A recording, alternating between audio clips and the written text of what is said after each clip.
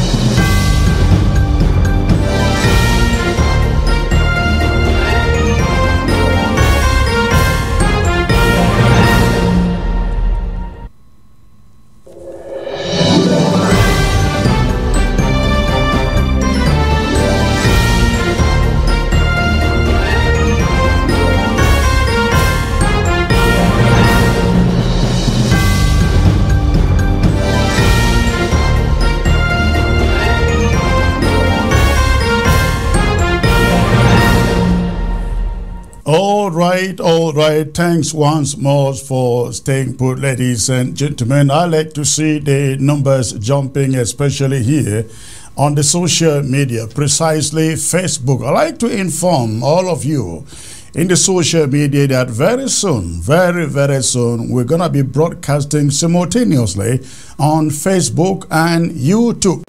We've had lots and lots and lots of problems broadcasting on the Facebook. Every time we are live, we are either shut down or something just happened and the views never jump. There are moments you see the views jump to 500 and in the sprinkle of a second, they drop down to 450. I mean, in a second.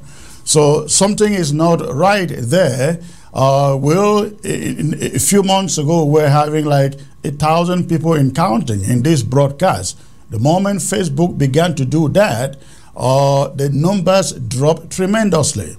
But not only that, we have over 20,000 subscribers to this page, Facebook page on our Facebook account. But notifications do not go out. Many people do not receive notifications when we are live. But YouTube would normally send out notifications when we go on live. We have seen that in our presentations, which have been uploaded on the YouTube to Premiere. So we're going to be having these changes where YouTube will be live simultaneously with Facebook every moment we go live. And we also will be joining Twitter. We shall be broadcasting on Twitter live. And we would like every one of you to sign up to our Twitter account once we show up on Twitter. For now, we are not on Twitter, but again, in about a week to come, we will be on Twitter.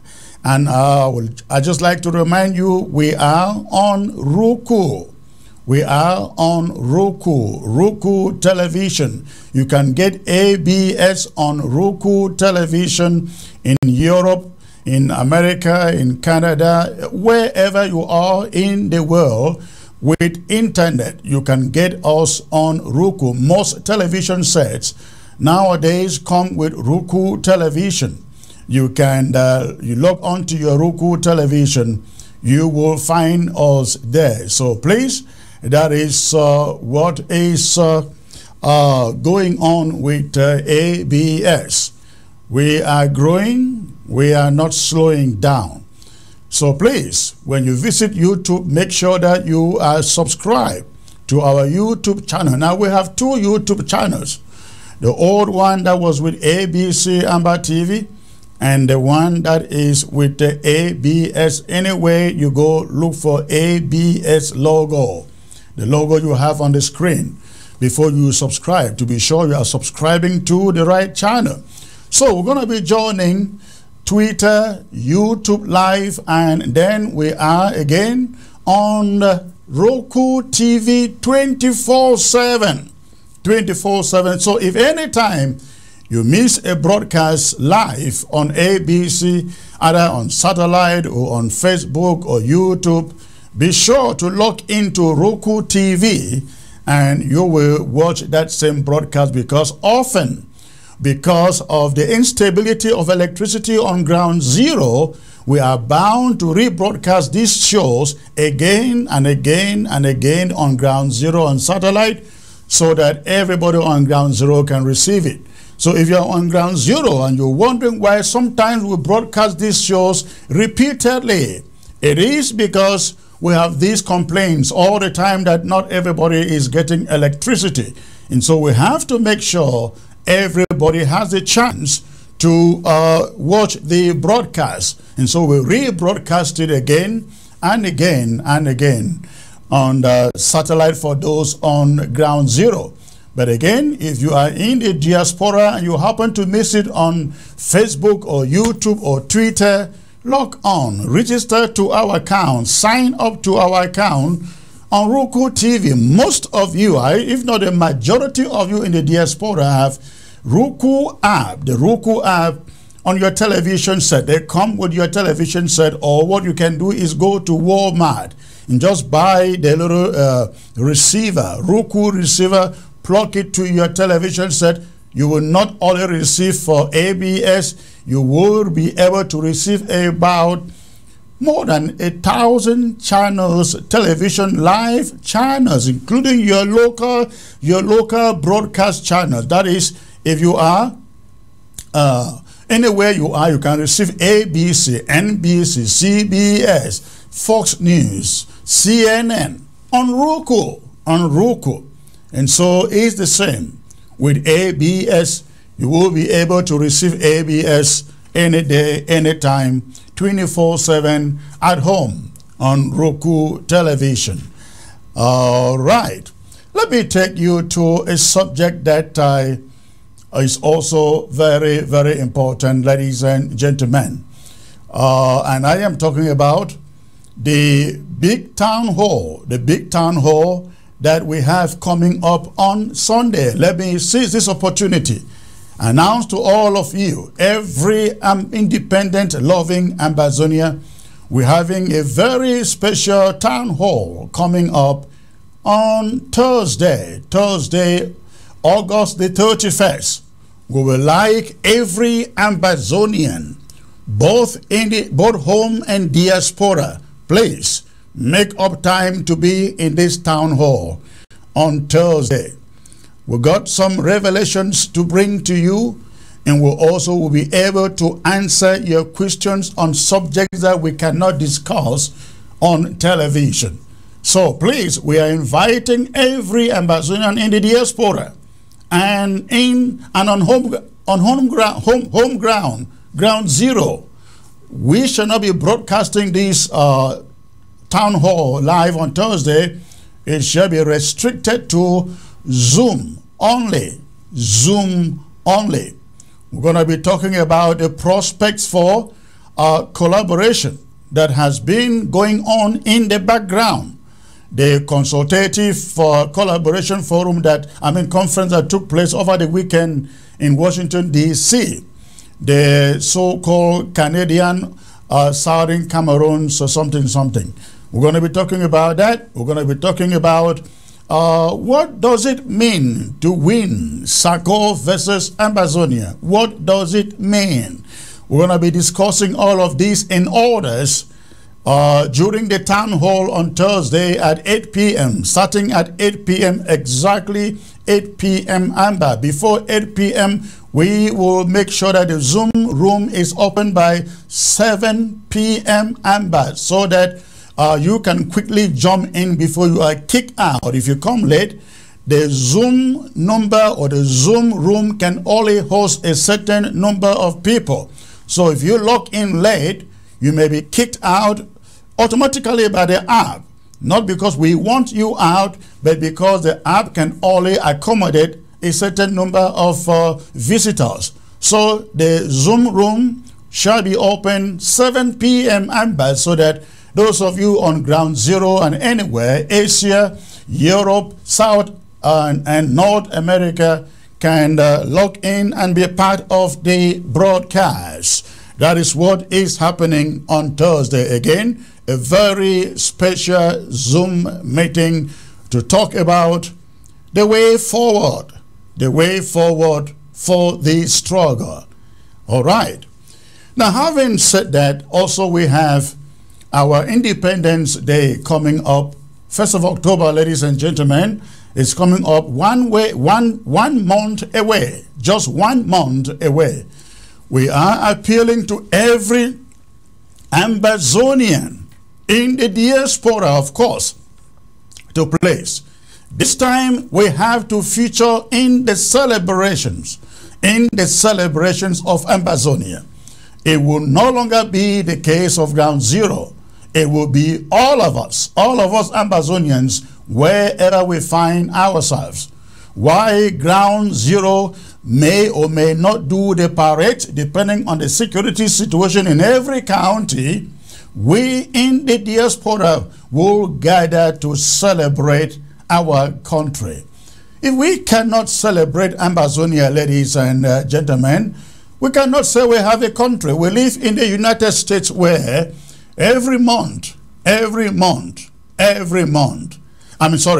year, they go out to celebrate 4th of July. 4th of July, the day America became an independent country. If we are fighting to liberate our country and we cannot celebrate our Independence Day, then we are not yet serious. So this year, come October 1st, we are expecting that every Ambazonians in every city, they will gather, come together, put on a party, sing the Amba national anthem, and raise the flag of Ambazonia. Take pictures and videos, send them here to ABS. We're going to be live. I will make sure I am live to receive your videos and your pictures, to post them here on ABS Live. So please begin to make those arrangements. If you live in Berlin, in Frankfurt, wherever you are, in London, in Leicester, in Massachusetts, Boston, in New York, Maryland, Philadelphia, Texas, Houston, wherever that you may be, in Canada, in Ghana, in refugee camps across Nigeria, please begin to make those plans today. Let's assemble in a different neck of the woods on October 1st to celebrate our country. Let the world receive the message that in spite of what La République du Cameroon is trying to do, calling no mercy, returning to Ambazonia, we are still determined and denying them that no mercy. So again, please, show your patriotism and nationalism by gathering on October 1st to celebrate our independence.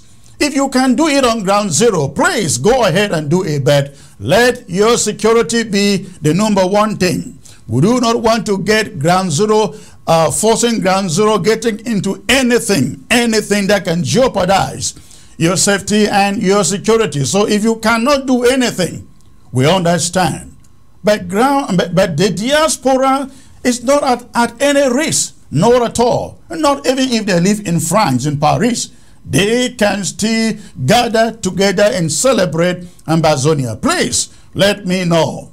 Let me know that in your neck of the wood, you will organize a little gathering. Even if there are only 5 or 10 of you, that will be a great gathering. If Ambazonians in different towns and cities and countries can come together in their numbers, cladded in our flag and singing the national anthem and recording it, putting it out on Twitter, putting it out on all of the social media and being broadcast here on ABS, I bet you the world will take us seriously. The world will take us seriously. And do not forget, comrades, October marks the 7th year. October marks the 7th year of this war. Don't forget, they call us 2 cubes of sugar, referring to 2 weeks and 2 states that will be, that will be subdued in 2 weeks. But we have every reason to celebrate, not only for our independence, but to remind La République du Cameroon that the 2 cubes of sugar are still standing and they are not going to be dissolved until they've obtained what they want. They've grabbed what is theirs. That is why this October is very special. This October is very special. Remember, in Bible terminology, the number 7 represents perfection. The number 7 represents perfection. If after 7 years, nobody has taken this from us, nobody has defeated us, Cameroon hasn't been able to call and declare victory, then nothing is going to take it from us. Nothing is going to take it for us. Let's remember 2 things: our Independence Day and the celebration of the 7th year of this struggle for independence actualization. Please, I appeal to you, take the initiative. Don't wait until somebody calls you and say, hey, comrade, let's gather at my house or in my house and celebrate this thing. Take your own initiative. Gather your friends. Let them come together in our flags, in our national colors, and some Heineken if you can, some wine too, and drink and dance and celebrate.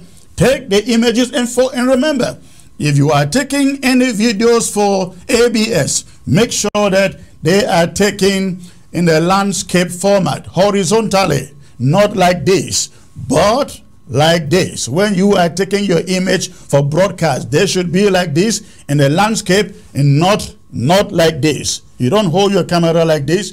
If you want us to run your images, get your camera to be this format, horizontal or landscape format for your videos. If you are sending them to ABS for broadcast. I can't say this enough. This is a critical day in a critical moment in our history. The struggle, the struggle for our independence. So we must do everything we are to put it in the face of La République du Cameroon that we are still very much determined. After 7 years, what can defeat us? What has La République not done to declare victory? They started declaring victory. They realized victory wasn't coming. Now the word they are referring to is normalcy. Normalcy. I was reading a communique from the colonial DO for Batibo the other day, and he was warning community schools to shut down and saying that anybody who wants to interfere negatively in what is called the resumption of normalcy will reap severe consequences. So La République believes, ladies and gentlemen, by getting schools to open, normalcy is returning, and that is why we say no, a big no to any establishment school reopening in Ambazonia come September the 4th. So, ladies and gentlemen, that is that for you. When I come back, I will take you to my main subject of the day and bring you my guest. And of course, I will be opening the phone lines at the end of this broadcast to take your calls. From ground zero, and of course the diaspora too. Don't touch your remote. Keep on hitting the share button. I'll be right back.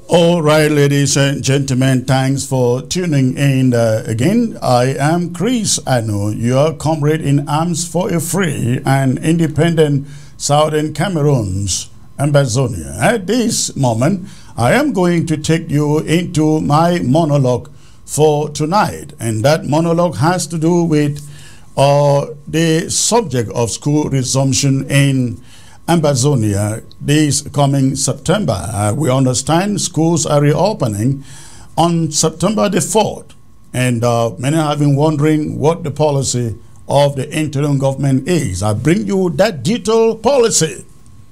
The Ambazonian people have endured an oppressive and bastardized educational system imposed by La République du Cameroon for far too long.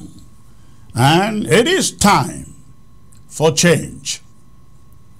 The current conflict in Ambazonia, entering its 7th year, was sparked by dissatisfaction with the bastardized educational system imposed on us by La République du Cameroon. French administrators were sent to an exclusively Anglo-Saxon school system to run the schools.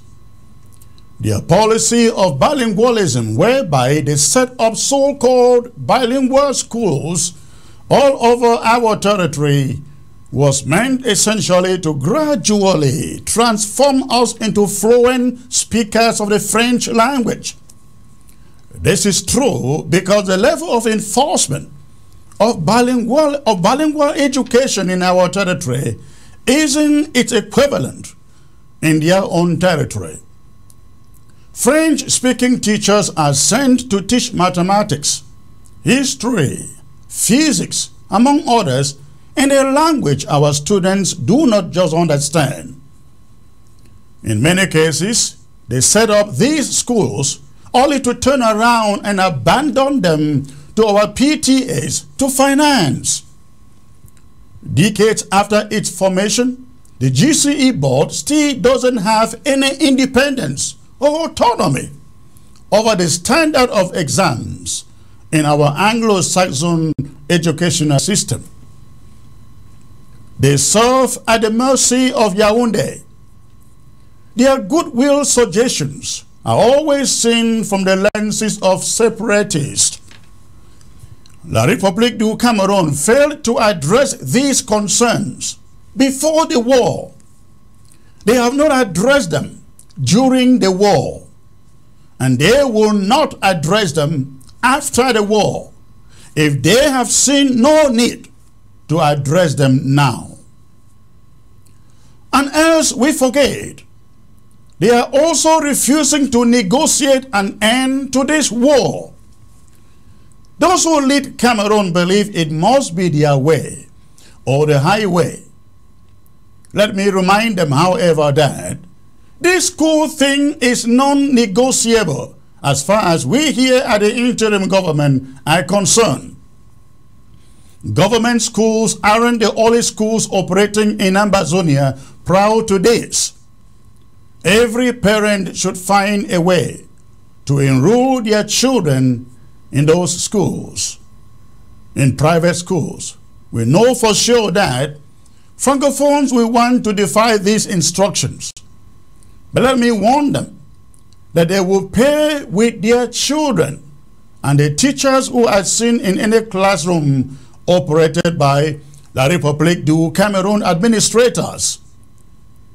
The people of Ambazonia deserve an educational system that reflects their cultural identity, that promotes inclusivity and prepares the youth for a prosperous future.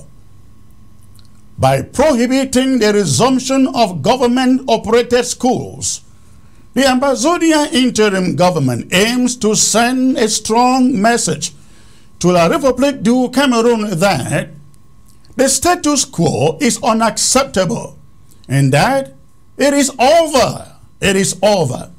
It is an assertion of the people's right to equality education and a demand for a new country and government that listens and acts according to the will of the people. Come to think about this, ladies and gentlemen, for a moment. La République du Cameroon withdrew all teachers from Libialum. I mean all of them. But they are out there singing the song saying all government schools should reopen. How about those in Libialum? This selective action raises questions about La République du Cameroon's commitment to providing equal educational opportunities to all Ambazonian children. If La République du Cameroon can pull out teachers from one county, why should government schools be allowed to open anywhere else except in Libialum, isn't it? Our prohibition of government school resumption should not be seen as an abandonment of education, but rather as an opportunity for parents to explore alternative options.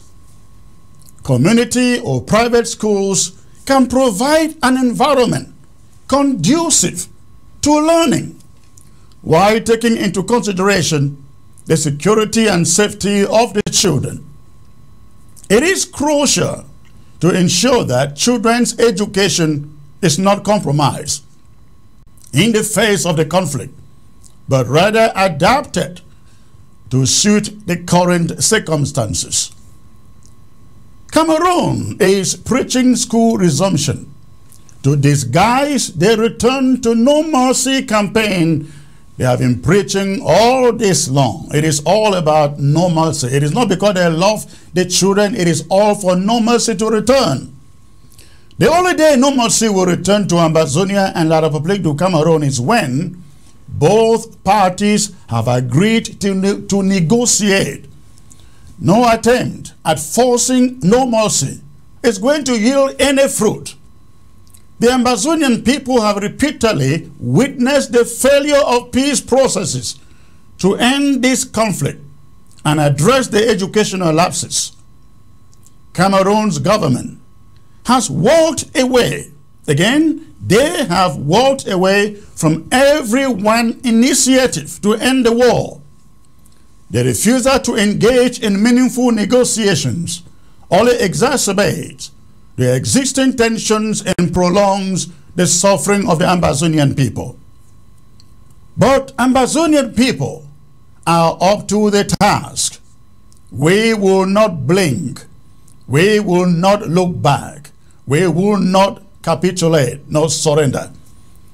In light of these failed attempts, the Ambazonia interim government has taken the responsibility to prioritize the welfare of its citizens, including their right to education, by prohibiting La République du Cameroon's so-called government school resumptions in Ambazonia.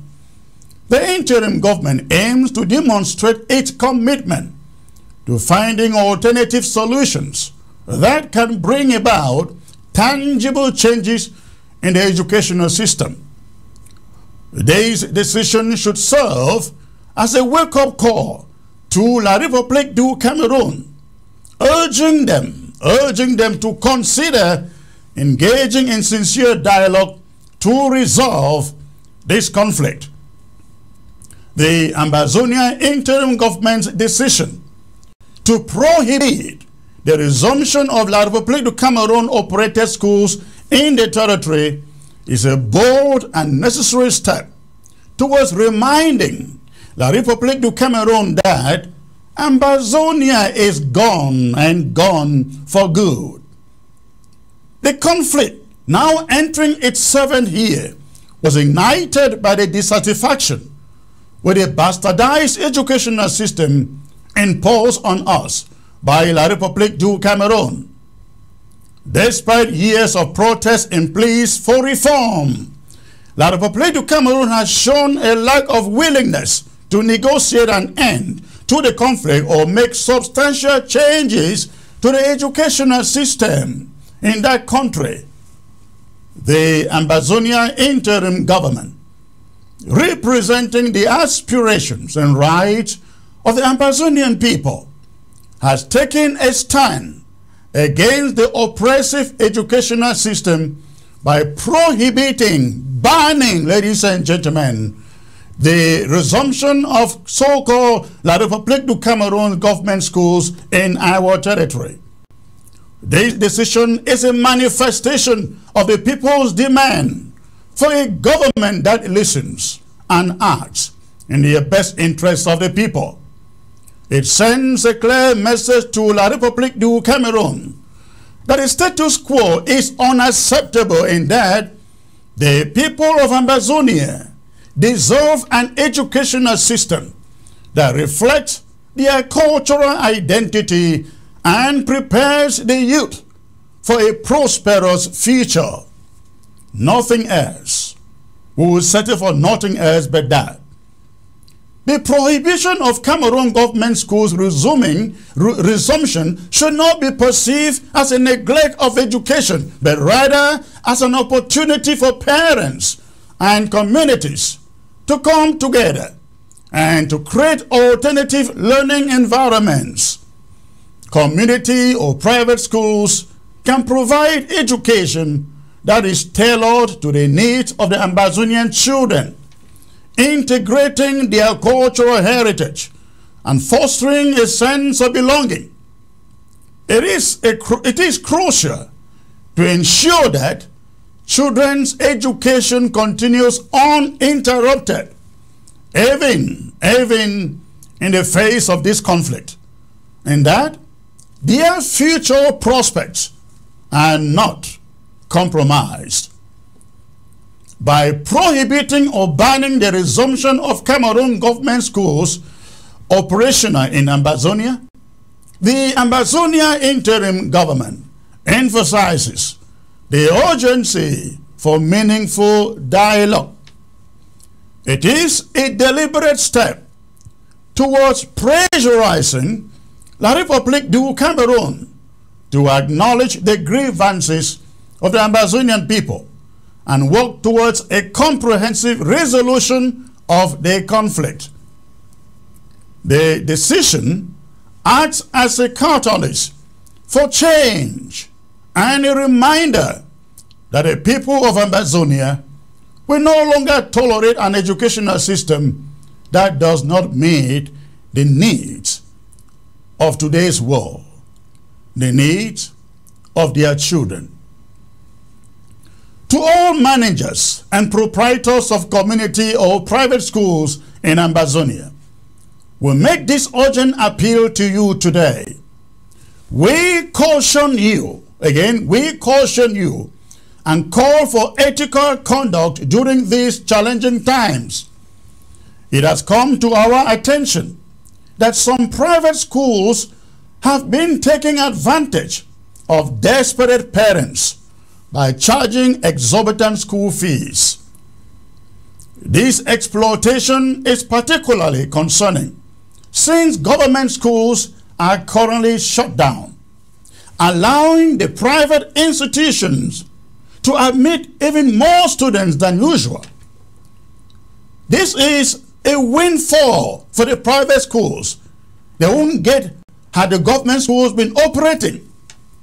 To be able to admit more students but charge them double at the same time is gross exploitation, and we will not allow that to continue.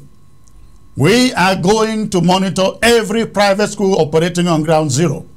We implore you to consider the ethical implications of your actions.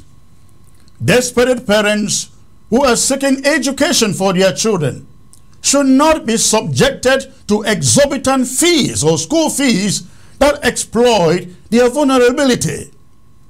Education is a fundamental right, and it is crucial that private schools or community schools uphold their responsibility to provide affordable and accessible education to all.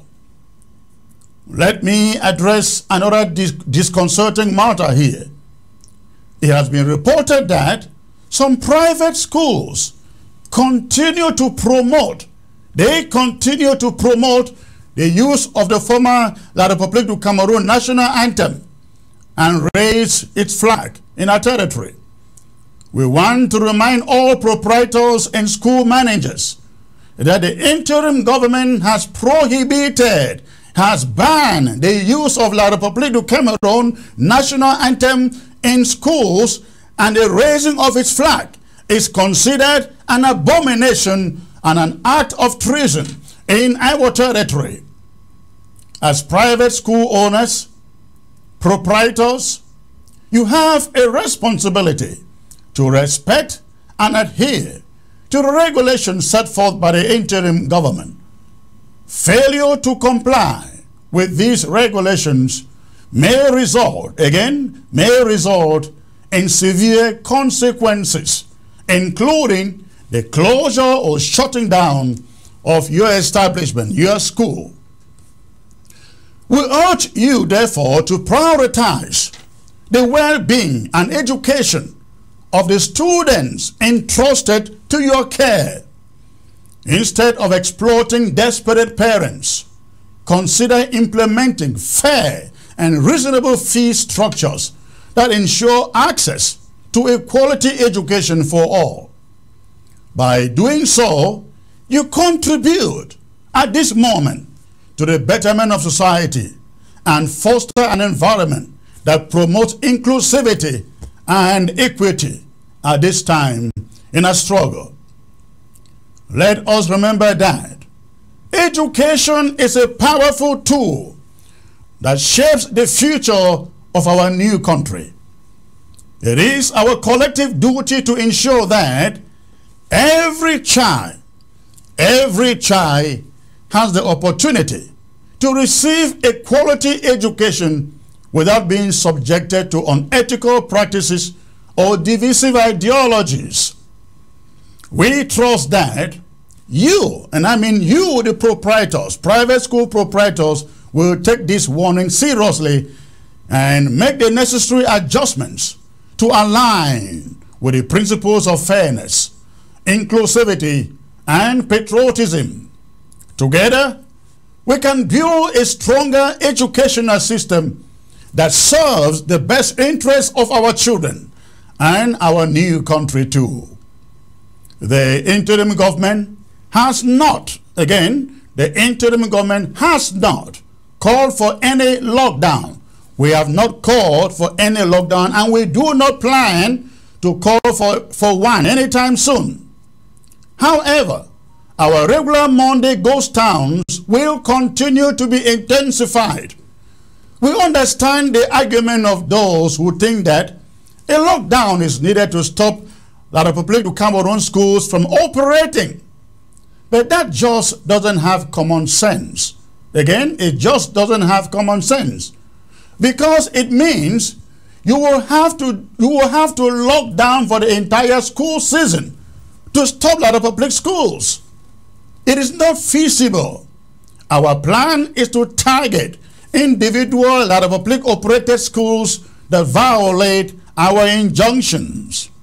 We therefore urge every Ambazonian to go about his or her regular business, keeping in mind Monday ghost towns. Monday ghost towns, they remain strongly in place. And that is my monologue, ladies and gentlemen. I am being joined here by Comrade Tumasang Martin, who is joining me all the way from the King's Land, I beg your pardon, from London. Comrade, if you can lift up your camera a little bit so it doesn't cut your head, that would be great, if you can hear me. Lift your camera a little bit so it doesn't cut your head. All right, and let me tender my apology first, Comrade Martin. The camera distorts his face, so that is not exactly the way he looks. The camera is distorting his face. We can't do anything about it, so I just want others to know. He is a more handsome man that you see on the screen right now. All right, Comrade, it's a pleasure to have you back, sir. Good to see you. Can you hear me? Oh, your microphone is not on. Your microphone is not on. I think you are muted at your end, not over here. Okay, let's do this. Let's do this. If you can quickly log out and just log back in. I think when you receive a phone call, it disrupted your microphone. So go ahead, log out, log back in quickly. Okay, ladies and gentlemen, again, this is about the school resumption in Ambazonia. And of course, later in the program, we're going to be talking about Sako versus Ambazonia, the lies that are being fed you out there from that camp. We try to bring some sanity to it. And of course, I'm going to be taking your phone calls from ground zero and from across the globe. So please go ahead, continue to hit your share button. Continue to hit your share button while Comrade Martin gets reconnected. Comrade, the microphone is still, I still don't see your microphone indicating here. Your microphone still not indicating here, so try to do everything to turn it back on. So ladies and gentlemen, you have listened to me talk about the school resumption policy in Ambazonia. You heard me talk about private schools and community schools. I will take a brief short break. Give me 50 seconds to be back here, ladies and gentlemen. I will be back 50 seconds. Hit your share button.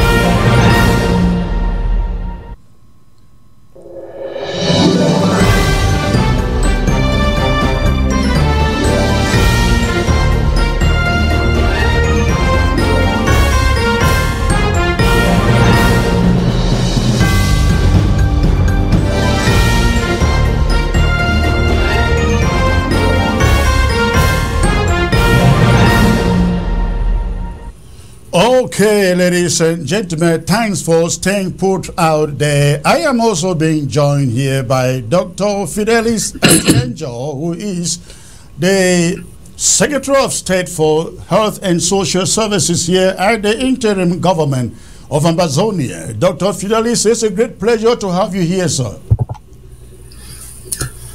Thank you for having me, Comrade Chris. I'm delighted to be on the show today. It's been a long time, and I'm here to talk about the school resumption, which is a very exciting topic, and also about the position of the IG when it comes to school resumption. Thank you. I look forward to talking with Comrade Thomasan and others during this show. Thank you. Thank you. Comrade Thomasan is now connected, and I can see that the audio level is good. Comrade, again, thank you for joining, sir. Thank you. Wonderful, wonderful. Let me start with Dr. Atienjo. You listen to my, I'm sure you listen to my narrative on why we are prohibiting government, so-called government, which means La République du Cameroon operated schools from operating in Ambazonia. This struggle, in which we have seen over 30,000 Ambazonians killed, started over La République du Cameroon's inability to listen to our teachers, to listen to our lawyers, but our teachers and the school system in particular. For 7 years of the war, La République du Cameroon will not even as much as cared to look into that educational system to try some reforms. And now, 7 years after, nothing is happening.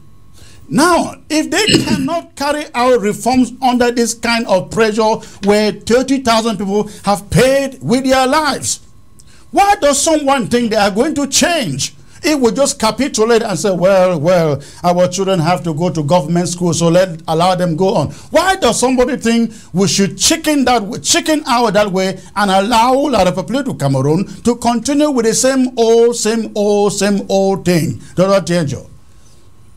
Well, to me, I look at it as a fallacy, because the lawyers and the teachers presented a lot of grievances to the government of La République.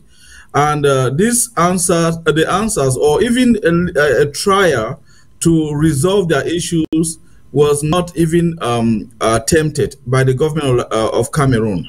So for them to think that they can come and call for resumption of schools in Ambazonia, or government institutions in Ambazonia, it is really, really false, because it is not going to happen.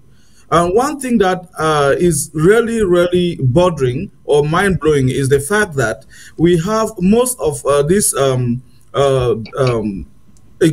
egocentric, selfish and greedy politicians, CPDM politicians from the Ambazonia, who go to Yaoundé, collect crumbs from under the tables of La République agents, and they give them false promises that, okay, things are going well in our areas, and they are looking for appointments. They are looking for all sort of goodies from La République to give to them. So in this case, they go and make false promises and create an impression that schools could resume in Ambazonia and normalcy could come back to Ambazonia, which is not true.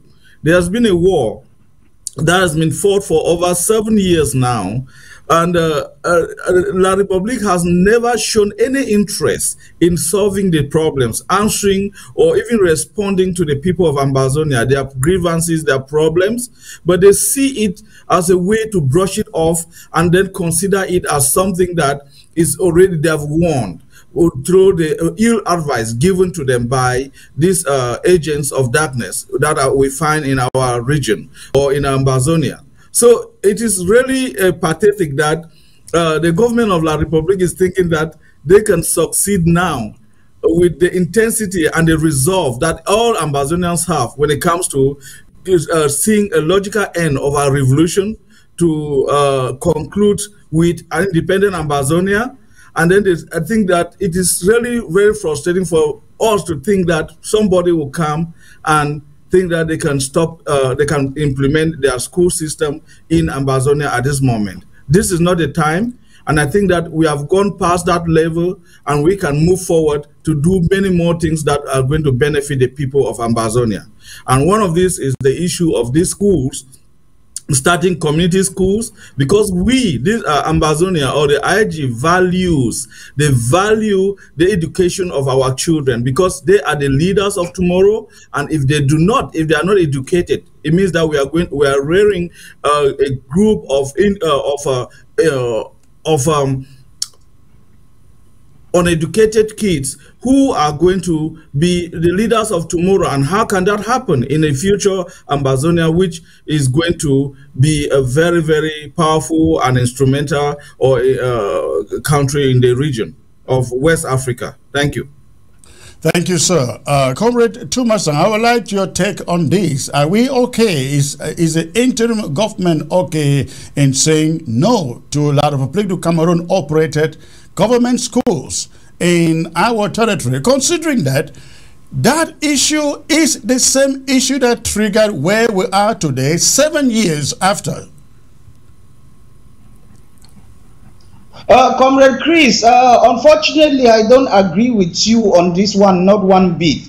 The issue about the schools had never been about government schools. For you to be discriminatory and segregatory, isolating government schools not to go on, while private schools, Catholic and Presbyterian, are going on, it's a disaster.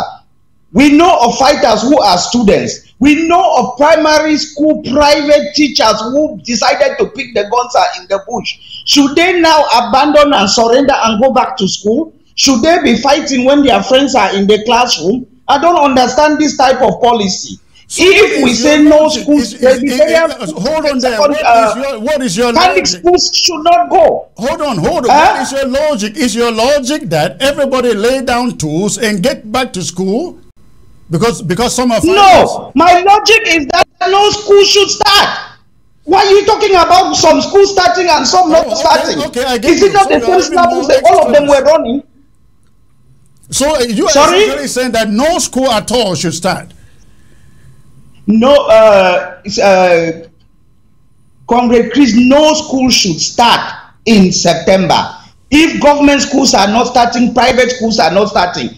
The church has been very supportive of La Republique, and they've been a disaster in this struggle. I'm talking about the Catholic Church and the Presbyterian Church.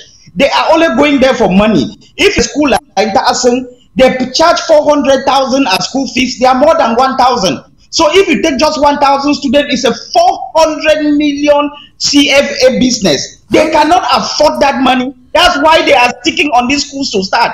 It's got nothing to do with the students. It's a commercial venture. Comrade, how much did it's school fees around 400,000.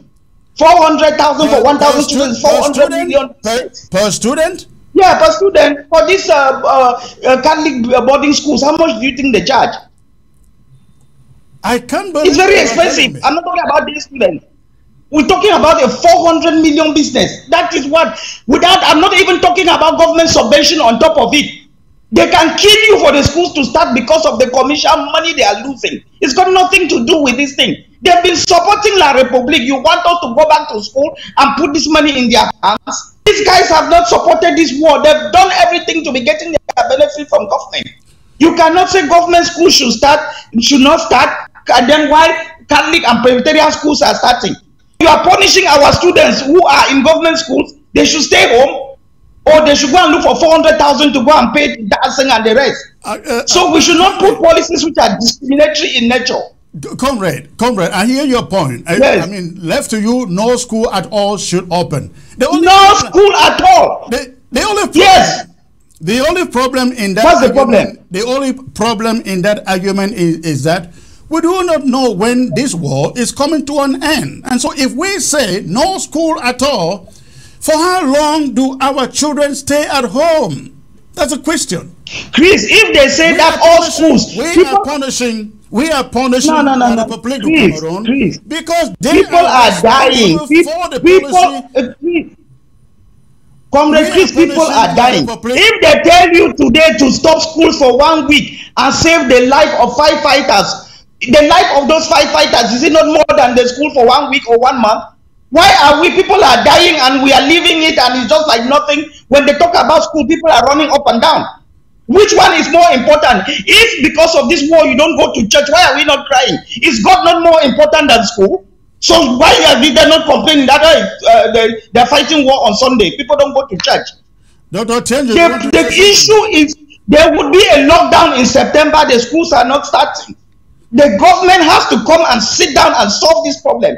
This is not a strike, Chris. It's a war. You don't make as if we are doing democracy in war. This is not a strike. This is a war. We don't do half measures. We go in for the kill or be killed. Yes, comrade. Comrade, you have just brought a very salient point here about schools not resuming, for the war to progress, for things to happen. Yes, that it is discriminatory. We understand that very well. But whether you stop it or not, some schools will still take place. Because from 2016, schools have been going on in some areas in Ambazonia, right? Comrade, as a government, you put a law. If somebody breaks the law, he's breaking the law, but you don't change the law because people break it. Put the law that no school start. If some clandestine school start, so be it. You don't go and live for, we don't live for our friends in the Catholic, live for our friends in Presbyterian and say, oh, government, don't go. What is that? That is not the case. It makes no sense. That is not the case. The issue here is that we have we don't have a war that we don't even know when this war is going to get to an end. We are still fighting. The fact that we are asking for people to go to school, to attend community schools, private schools, does not mean that we are replacing school resumption with the effort that we are putting in place to fight. For 7 years, we've not supported school resumption. Have people not schooled? Have people not done what they want to do? What has changed? Has La Republic solved any of our problems? Why do we change a policy when La Republic has not changed iota? Are you aware, comrade, that the boys on the ground, the fighters on the ground have been protecting the interests of private schools or community schools, but without... Let them protect. I've said that I don't bother about clandestine activities which I cannot even prove. Let it be. Let it be. If we can punish them, fine. If we can warn them, fine. If we cannot catch them, there's nothing we can do. But we don't change policy because somebody is taking the law. Comrade Martin, let me say this. We change policy. We changed policy of no school resumption 2 years ago, and we deferred to community and private schools, and they have been going on up to the last academic year. We are only repeating what we said 2 years ago, that no La République du Cameroon operated schools should be seen functioning anywhere in Ambazonia. And the reason is simple. We cannot punish the young generation because of this war when we don't know when the war is going to be over. If this war was going to be over in 4 years, in 2 years, in 6 months, we would know and tell our people, please persevere because better days are ahead. We do not know if this war lasts for 30 years, as we have seen in others. Are you saying that our children, our brothers, our sisters should just stay home for 30 years and become useless in the community eventually, in the new Ambazonia? Chris, who is a better off person? Somebody who's alive for 30 years without going to school, or somebody who died for the beginning of the struggle? Alive. That doesn't mean you are people are dying. To the society. You are useful to the society. No, you are not good for society, Chris. If you want us to be all good for society, then let's put down our arms and become normal and get normal. What are we talking about?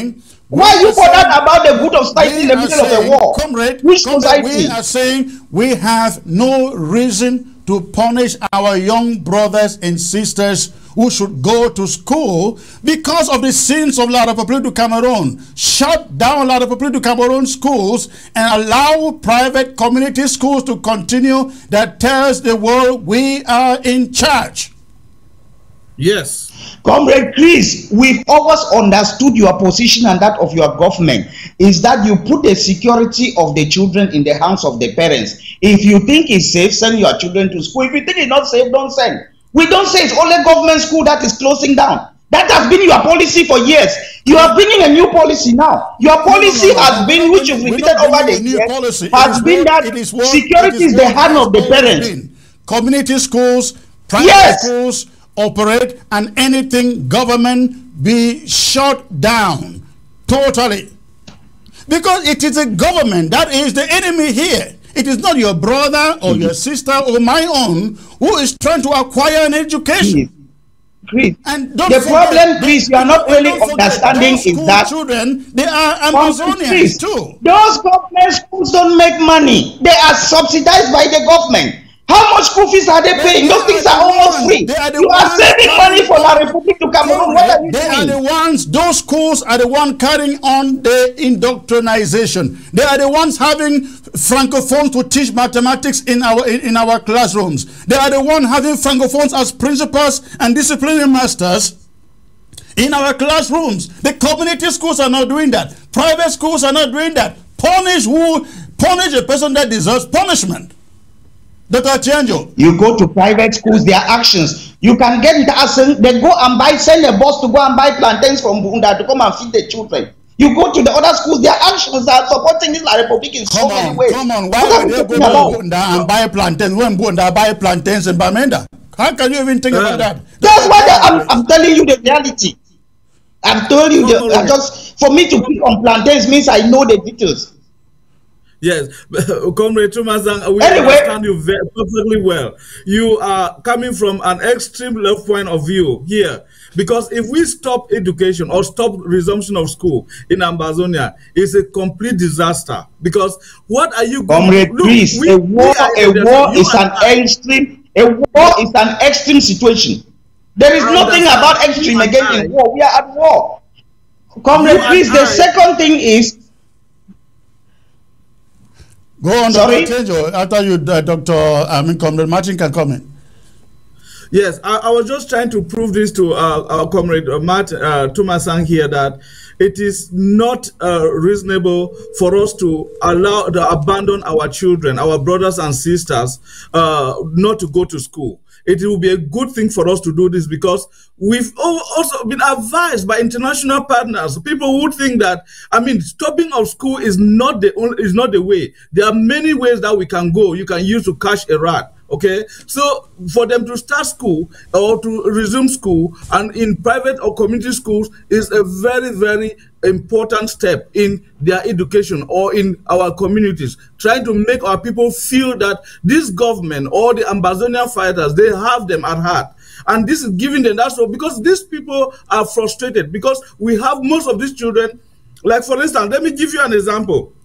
I was contacted from my own village how most of the children that were of school age are not able to go to school because the government school is not functioning. Yes, it's agreed, but they have become thieves, and every house in the village has been ransacked. There are thieves every day, rape of women, and so forth and so on. But this is something that we can stop by distracting them, making them to go to school, because education is going to occupy them and change them. They are going to be rehabilitated. And we say, okay, government schools, no, ban, private schools, and the teachers teaching in these community schools are locals. They are not people brought from somewhere. They are locals, and they are Ambazonians doing this, and they are going to maintain the culture of Ambazonia, our Anglo-Saxon culture in these schools. So we should not just kill this plan. It's something that is working for our people.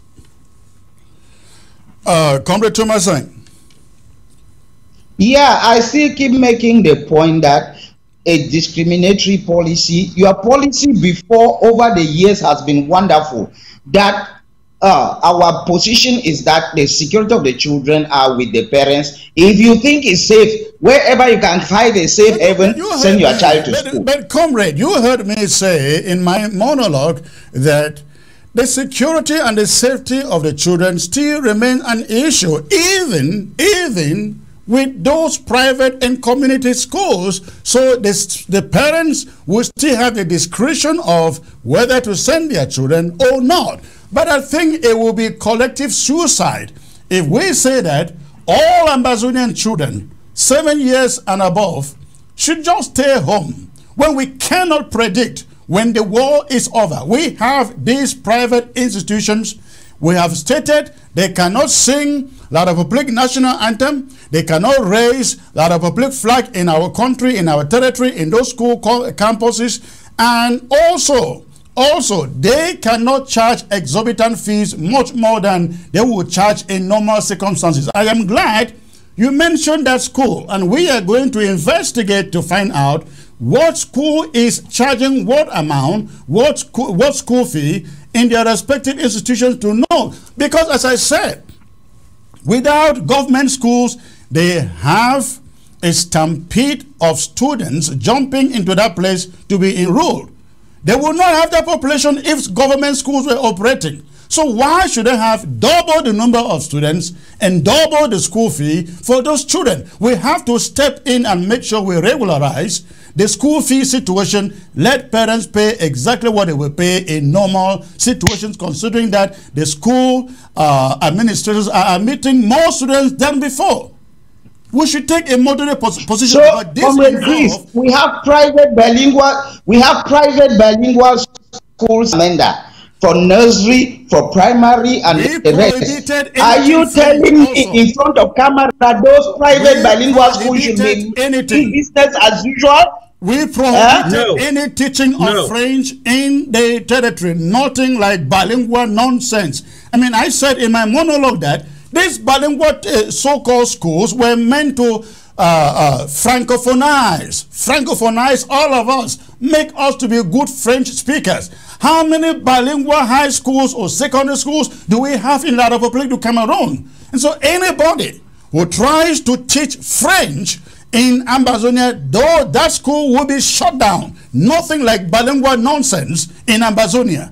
Dr. Achenjo, you want to say something there? Yes, I agree with you, Mr. Comrade Chris.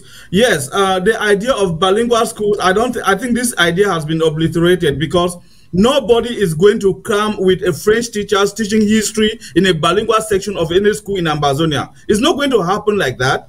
Things like that are not going to happen. So we are saying that no French instruction in our schools, in these community schools, be it a mission school or representative Baptist school or Catholic school or community schools. These are private institutions that need to respect the rules of Ambazonians. And that is what we need to do, to implement. The issue of fees, Comrade, please,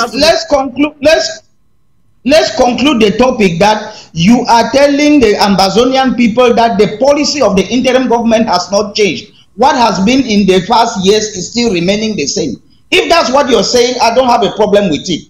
No, say you've changed the policy this year, that's where I have a problem. If it's the same policy, I don't have a problem. The policy has not changed, and as we did last time, the policy was community schools, private schools, they go on. Nothing like a La Republic du Cameroon operated school in Ambazonia, short and simple, and no raising of La Republic du Cameroon's flag in any school campus in Ambazonia. No French in any school in Ambazonia, and no French Cameroon national anthem in Ambazonia. That has been the policy. We are only enforcing it right now. I mean, communities have been going on. Thank you, Comrade Chris. I understand now. I think I got your point. Okay. I got your point now. If there is no been a change of policy, we are all on the same page.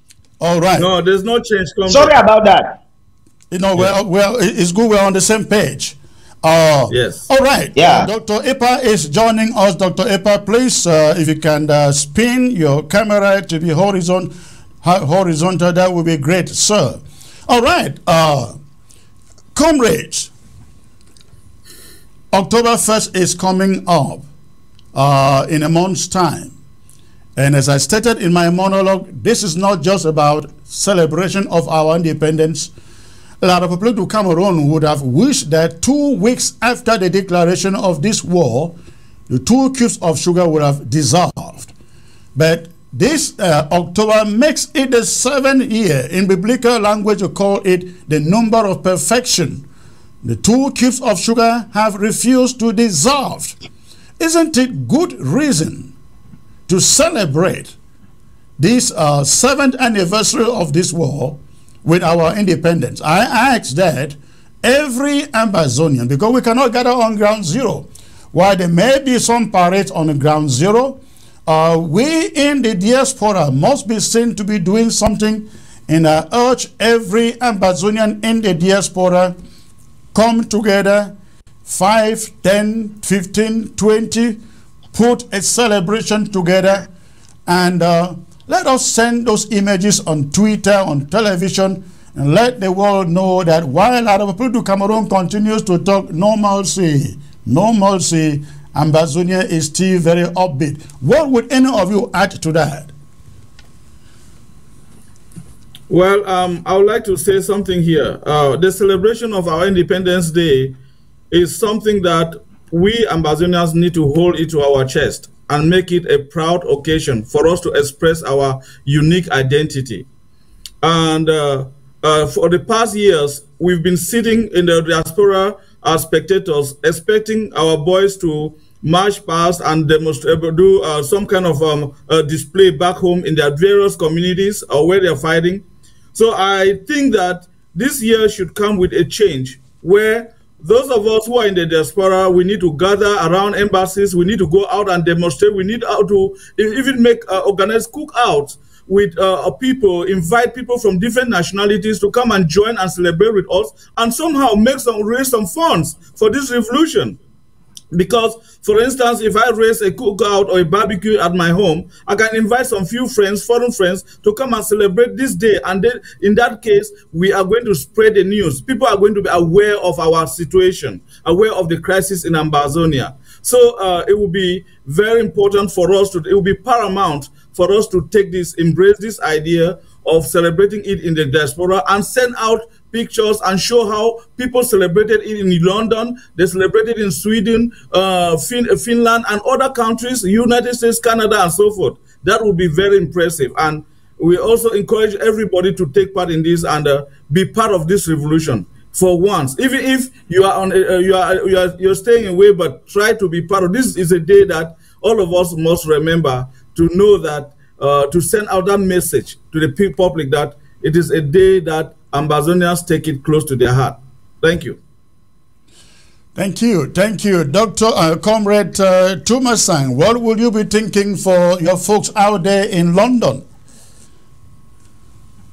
No, the issue about celebrating the day, I think, to be honest, the diaspora, we ate in the past because we were just liking to be seeing the pictures coming from home front. We were not doing much. Yes. Yes, so it is something which we have to seriously correct, even if it's some celebration in some location. I mean, people have birthday parties and they celebrate and they are happy. Birthday of our country, nobody celebrates it abroad. I think it's a big mistake. Yes, true. Absolutely, absolutely. Dr. Epa is trying to join the broadcast. I guess he cannot spin his camera. Leave it that way, Dr. Epa. Just please, if you can bend your camera to close the gap between your head and the frame. Perfect, perfect. All right. Why I get Dr. Epa to come in, comrade, let us shift our focus to the court case that I reported about 2 days ago between Samuel Ekomesako and the people of Ambazonia. And now I call it the people of Ambazonia because Samuel Sako did not sue Chris Anu. He did not sue Richard Tango. He did not sue Blaise Chair. He sued the interim government of the people of Ambazonia. And all that he wanted to do was to take over the control of the treasury of Ambazonia. Of course, you don't need to be told that he who controls the treasury owns the government, is the legitimate owner of the government, of the institution, which is what Samuel Ekomesako tried to do. Now, I reported to you last Monday, the background to this case, and let me bring it to you again before I bring in Comrade Tumasang, who has written quite a lot about it. I reported to you last Monday that this case was all predicated upon the fact that upon impeachment and removal from office, Samuel Ekomesako had, in the darkness of night, assembled a few members of the board of Ambazonia Foundation together and the Southern Cameroons Foundation, assembled a few of them together and trying to get them to change the board members, dismissing the president, the treasurer, and the secretary of the board of Ambazonia Foundation.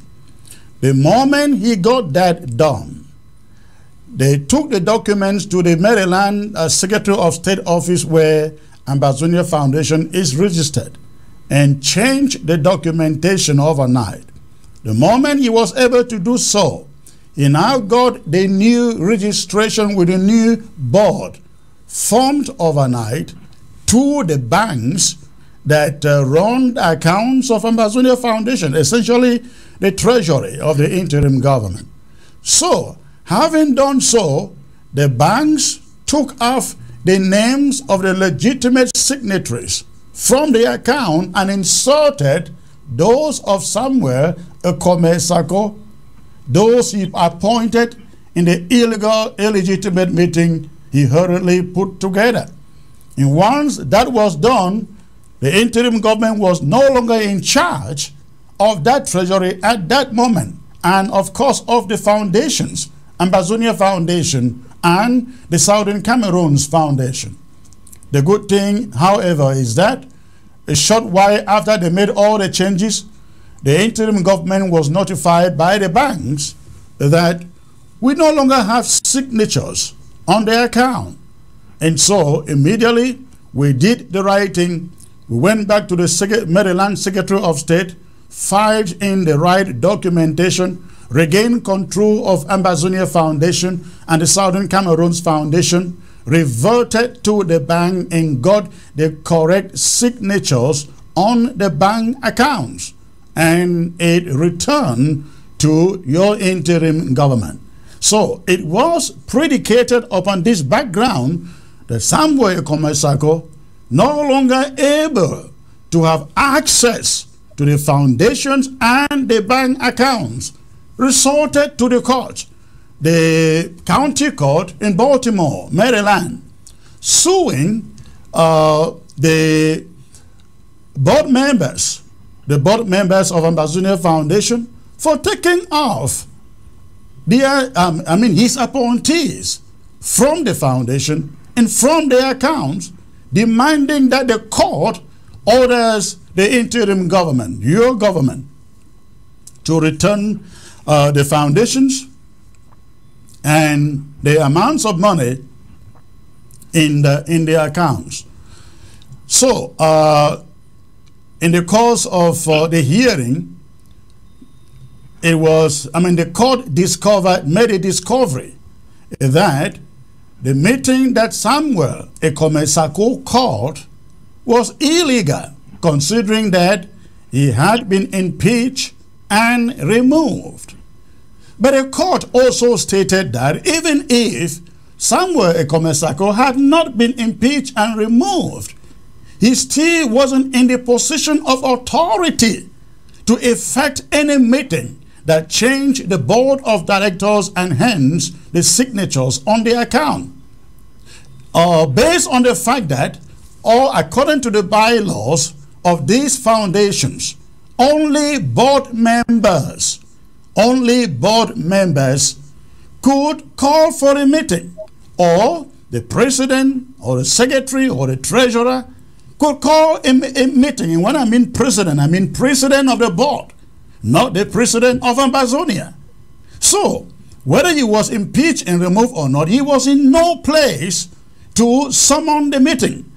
In efforts by his their representative, Victorine Yangni, to insinuate that she was the one who called the meeting. Again, he met with the legal holders because she could not prove with what authority she had to call the meetings, considering that she also wasn't a board member, neither the president nor the secretary. She said she called the meeting as a president. But as of the moment they called that meeting, she wasn't the president. She was only financial secretary. She was not, according to the bylaws, one of those who could call the meeting.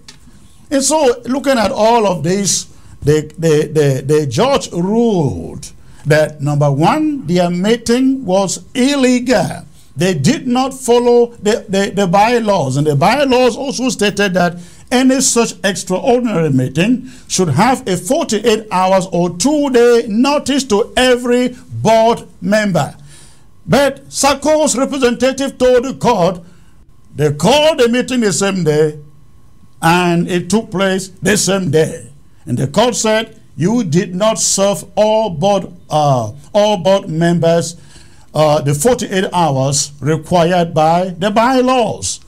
And the court told the defense lawyer, you have not proven your case. These meetings were illegal. The people who called the meeting did not have the standing to call the meeting, and so I rule in this matter in favor of the defendants. And that was it, ladies and gentlemen. Now, but I brought up this subject again today because I see how desperate Ikome Sako and his surrogates can be. I have seen messages and audios out there. Ikome Sako is trying so desperately to tell the world, no, the court hasn't ruled yet. The judge did not take a decision yet. The ruling is still to come. And I hear them asking, Chris, I know is telling you the court ruled in your favor. Where is the ruling? Where is the ruling? They ask. Fellow Ambazonians, let me say this to you. Once a con man, always a con man. Because I do not understand how somebody goes to a court and represent his side and then comes back and tells you after the court has ruled that no, the ruling didn't take place. The judge said you should go and work on the documentations and then come back. That is what Samuel Ikome Sako and his surrogates are trying to tell people out there. Ladies and gentlemen, this case is over. Anything that will resurrect it will be an appeal. And for any appeal to come up, Samuel Ikome Sako and his surrogate must be able to convince the court that they were working with the wrong documents. They have to prove it. And I challenge them to prove it.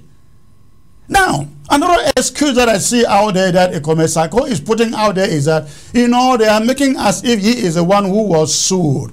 He said he is not the one who was sued. If he was not the one who was sued, who then was sued? Of course, Ikome Sako.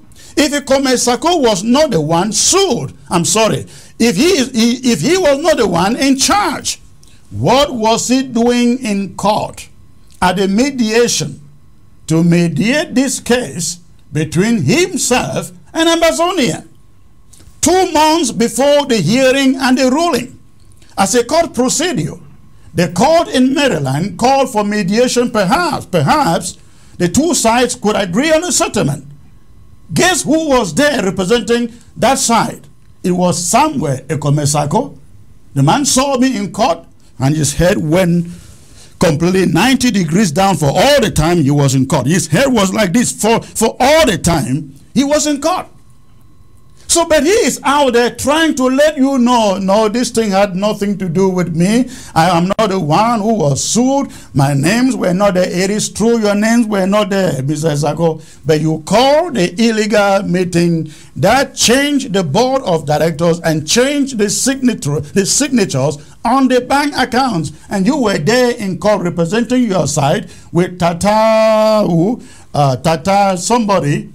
And you go to fabricate lies to your people. It was not about you. If it is not about you, what were you doing in court at that mediation? So I would like every one of your followers to ask you that question. Well, so I think that is just a background I am giving you. Comrade Martin, you have written so much. I think you were the first to write about this case the moment it was pronounced, and you came out swinging and defending this position of and defending this position of Samuel, not defending Samuel Sako, but defending the fact that Samuel Sako was one of the plaintiffs, the main plaintiffs in that matter. What would you have to say, sir, after all that you have learned now? Comrade, there's been a lot of spinning around this case, and I think it's just damaged mitigation.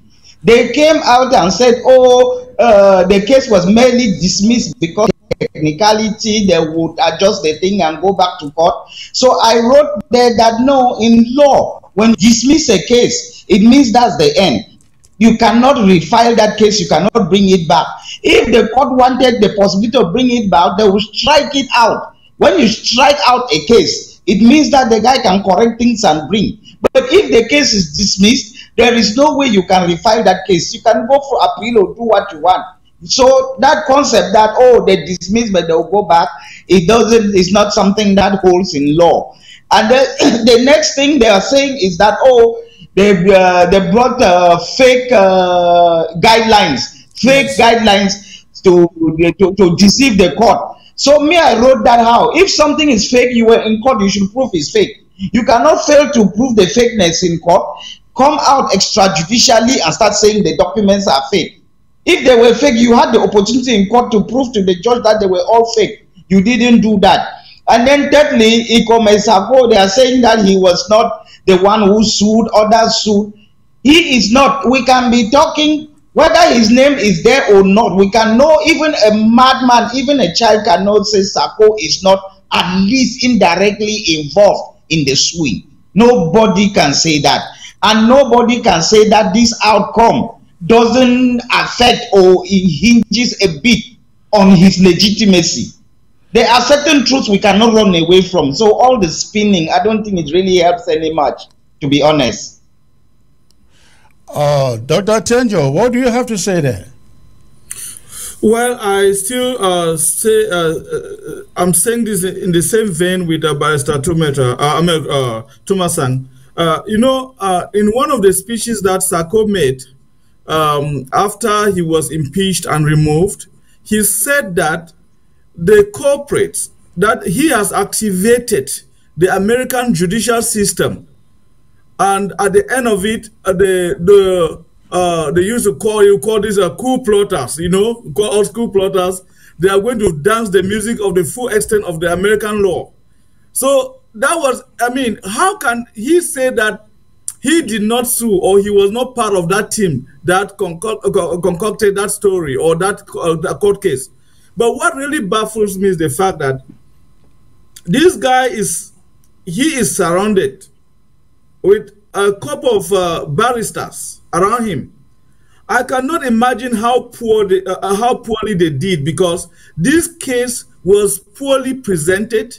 They did not gather their facts. They did not put things together. They did not think well before presenting this case before the court of law.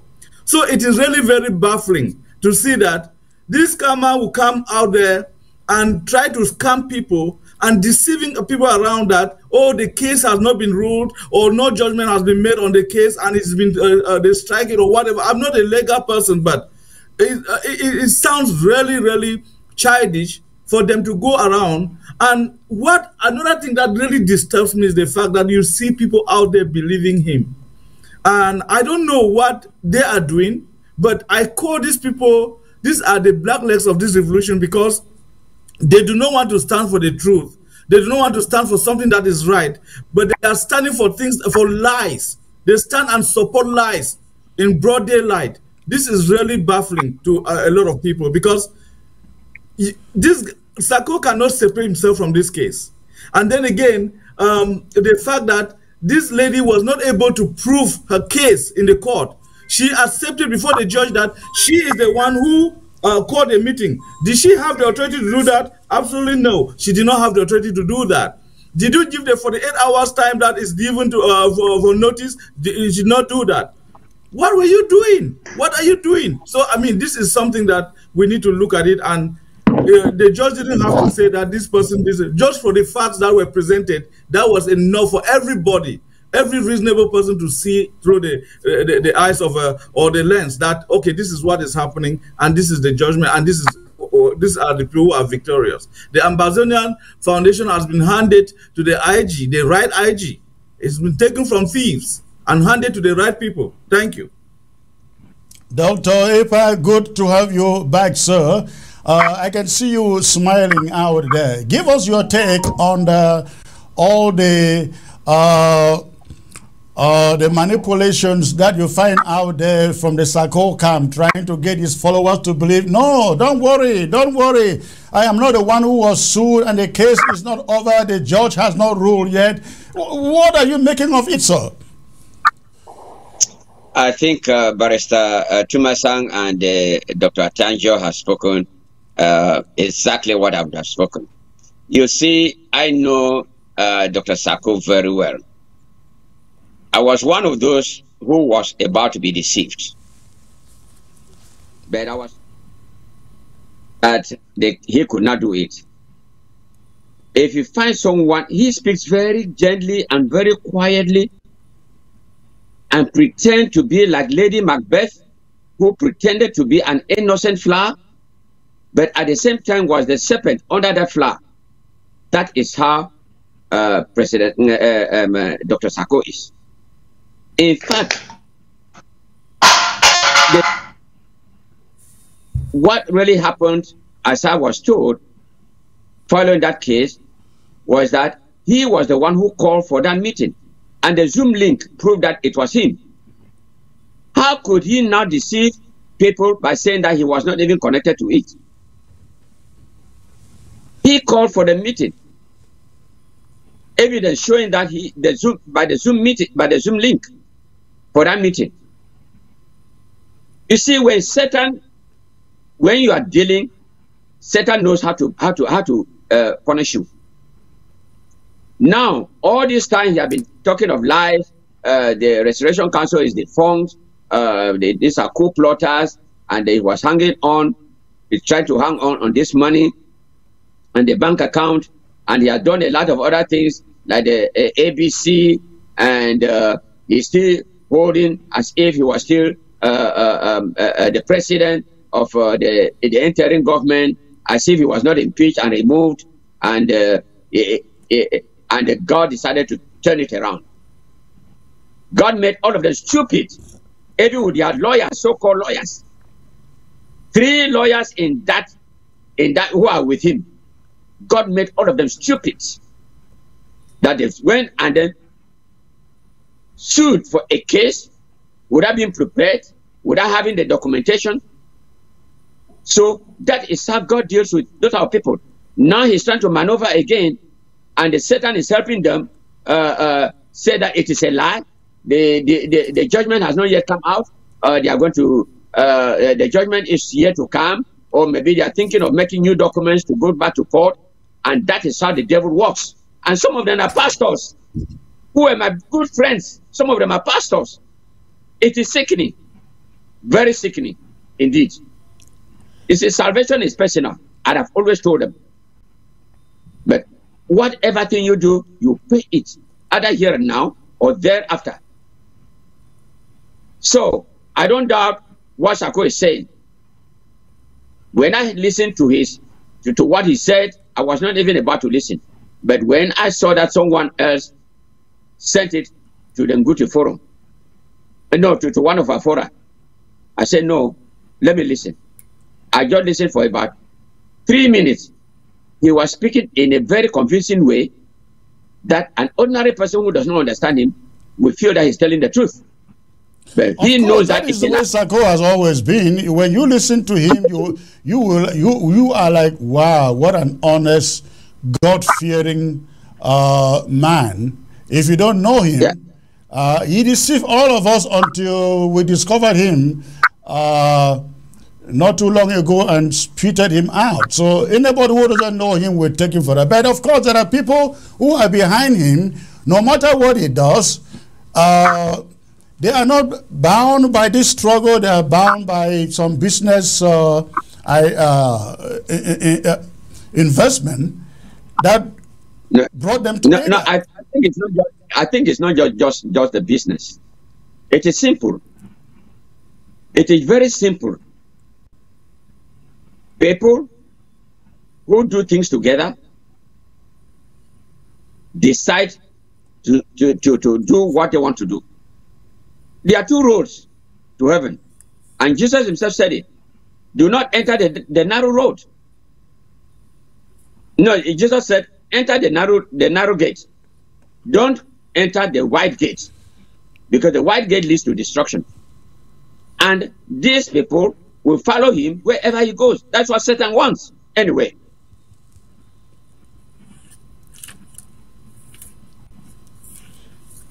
Absolutely. So all right, let me get to Comrade Thomas and there. You hear the question out there. So what does this ruling mean? Does it clearly state who is in charge of the interim government? I would like you as a legal mind to attempt that question, sir. Comrade Chris, somebody took you to court. His claims against you, they've all been thrown out. So at the end, why did he take you to court? He took you to court the first. He wanted to get money from you, which he didn't get. The second thing, he wanted to show that he is the main guy in the foundation, which he didn't. Thirdly, he wanted to prove to the world that he is the legitimate interim government. It was not only about them. So his claims have collapsed. So what can you judge from there? What can he show that the other guy, he might be the correct, what the other guy is saying is correct? Because he went there with certain aims. The aim was, one, to get the money that they've taken from those accounts. Two, to prove that he is the real guy to control the foundation. And three, to say that he is the real guy who is in charge of Ambazonia. Although some of them were not stated as claims, but they are like auxiliaries. If this claim succeeds, then it might imply this. So there were a lot of things he was trying to imply in his claims. His claims have collapsed. So all those implications have not stood the test of time. So the guy who has defended successfully what he is saying, we have to err on his own side. I mean, we are talking balance of probability here, not proving beyond reasonable doubt. If one person is saying, I'm legitimate, you are saying you are legitimate. One guy is saying, I'm supposed to be in charge of the foundation. You say you are in charge. One guy is saying, I'm supposed to have the money in this foundation. You say you are supposed. The court has gone on the side of the other guy. So we now, as the public, we should err on the side of the guy, the side that the court has gone. If this guy is saying he's the legitimate guy, he is the guy to have the foundation, he's the guy to have the money, the public is bound to go to the side where the court has erred. The court has said, no, this guy, all what you are saying is wrong. So the public should rather go for this guy that the court has already gone for.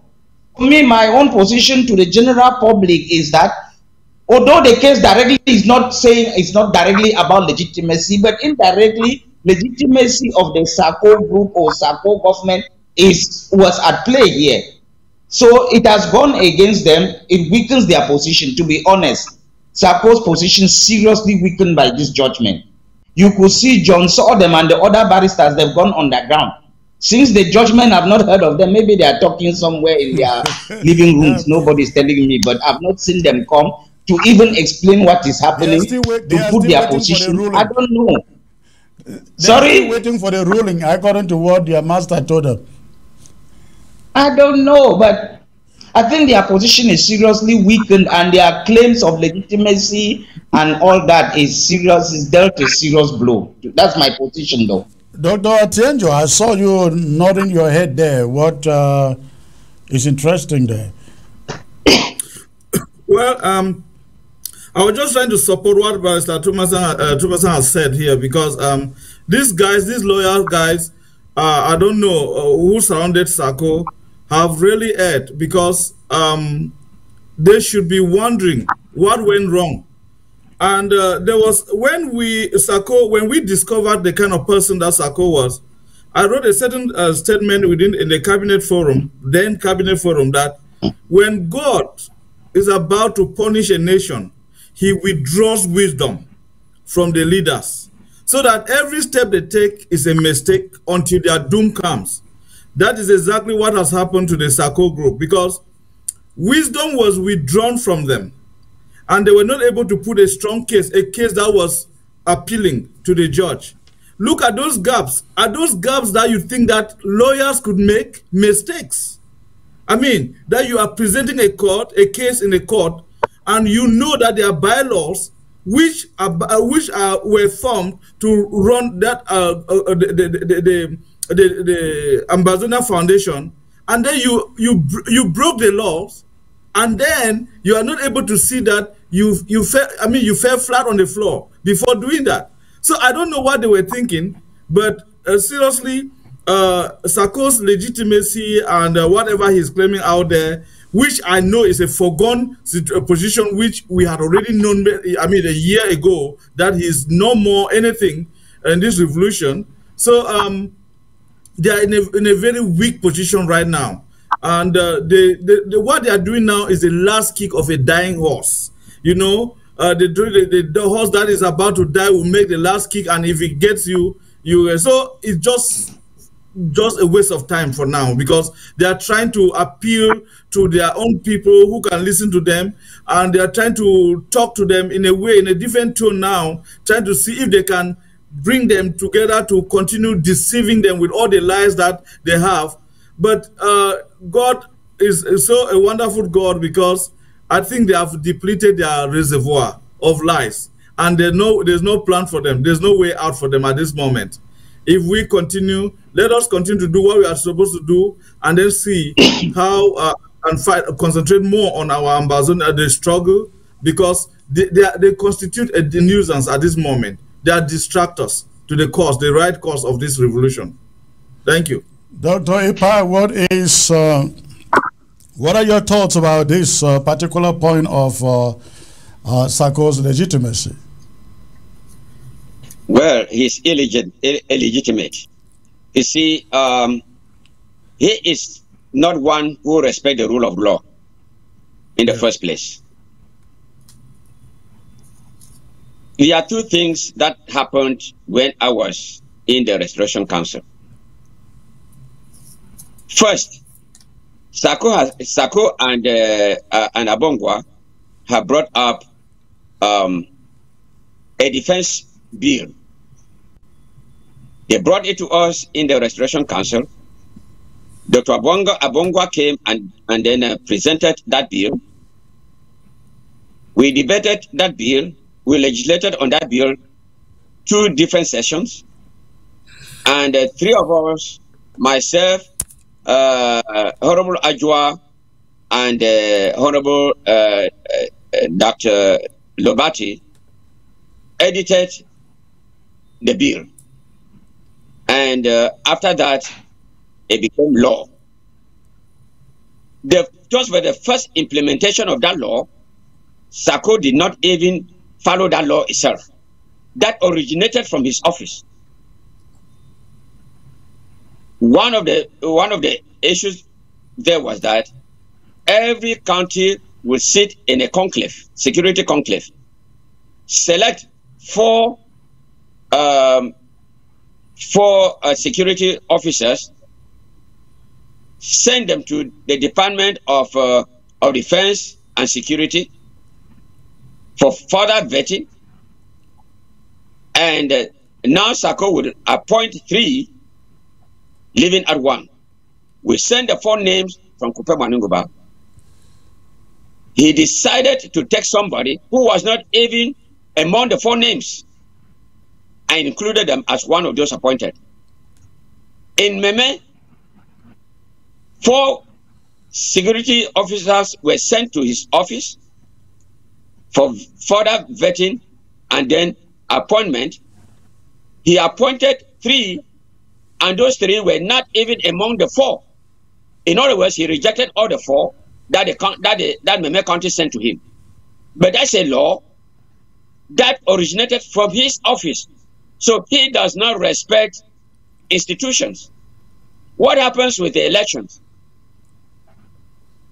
He told the 2 barristers at the time, Barrister Frujon So and Barrister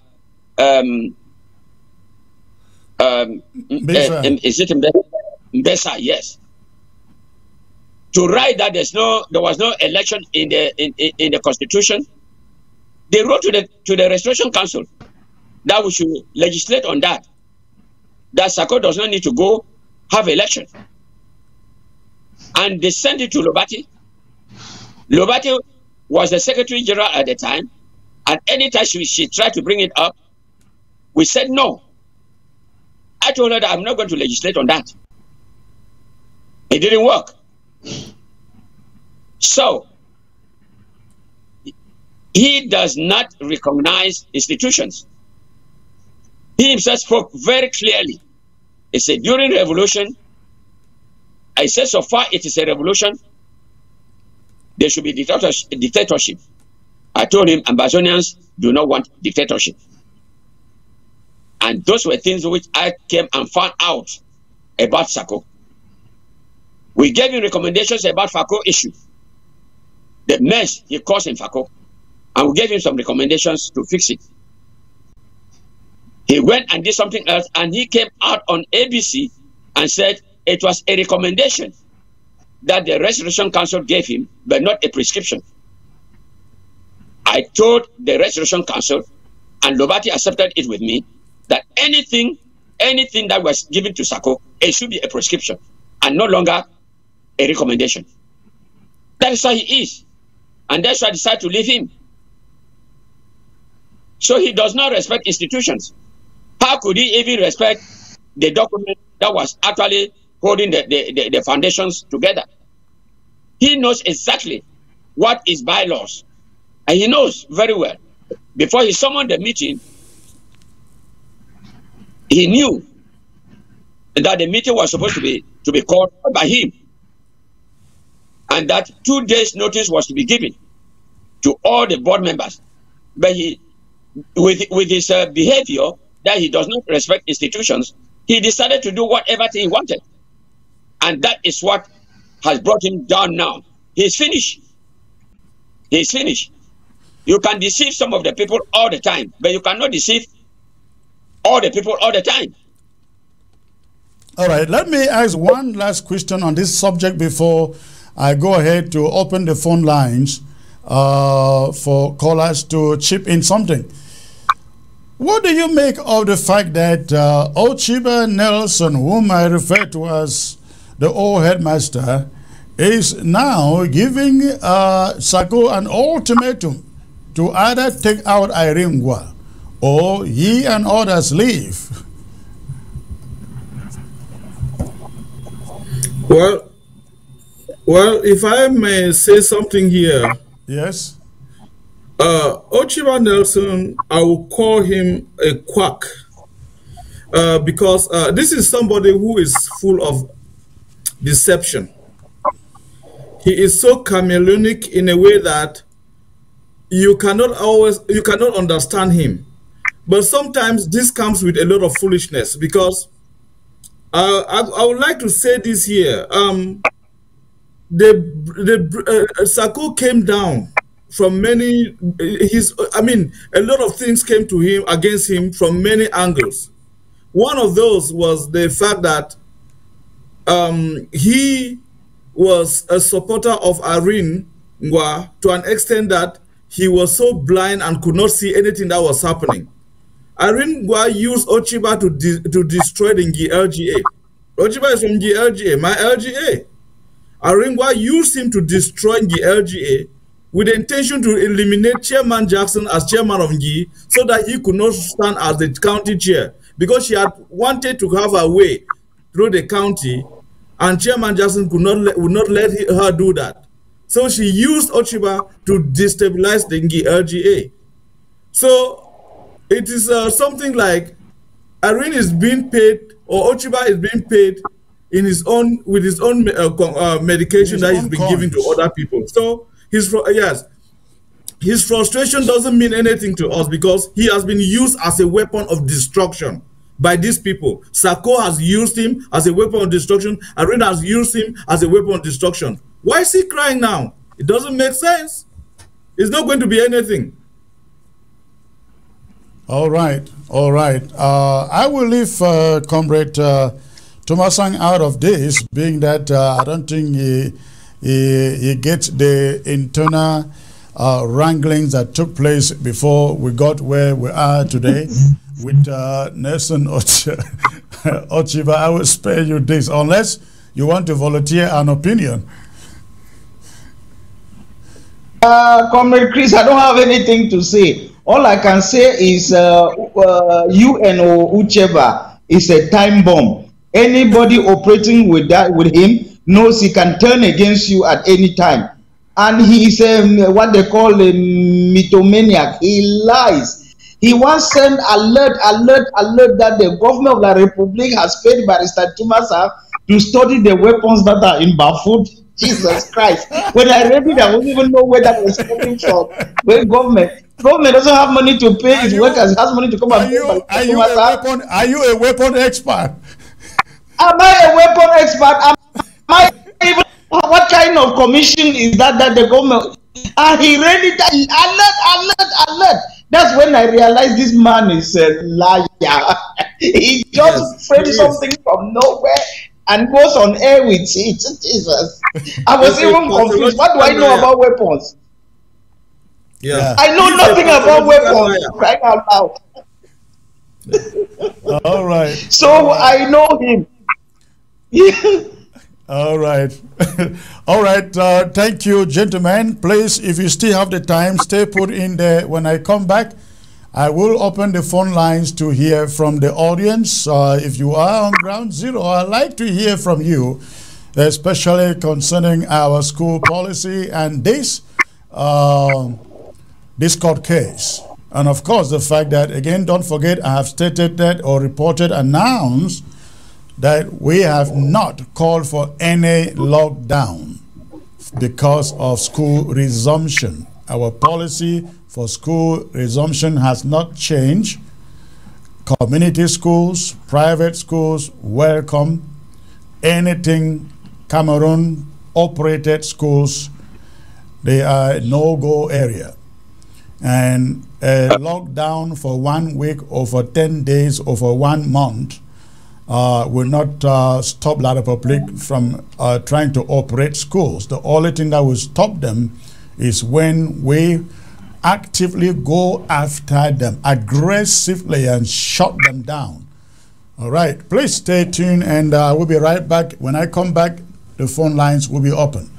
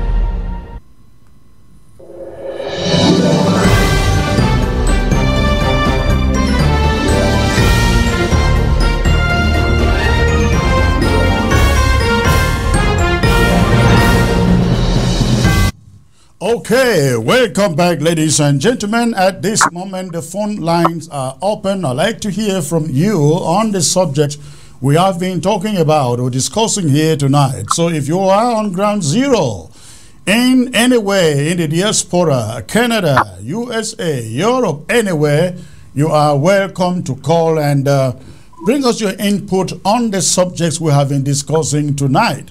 This education, the school resumption issue in Ambazonia, Sako versus Ambazonia, and of course, October 1st celebrations. Please, again, the phone lines are open, but remember, before you call, make sure that the volume of your television set, if you are listening by way of TV or wherever you are, on whatever set you are listening from, make sure the volume is turned down before you call. Again, the phone line is open. Go ahead and call. Let me get the first caller from Ground Zero. Hello. Hello. Hello, sir. Hello. Hello. Hello. Hello. Good evening, sir. All right. Good evening, sir. Where are you calling from, please? Yes, sir. I'm calling from Ground Zero. From the southern zone.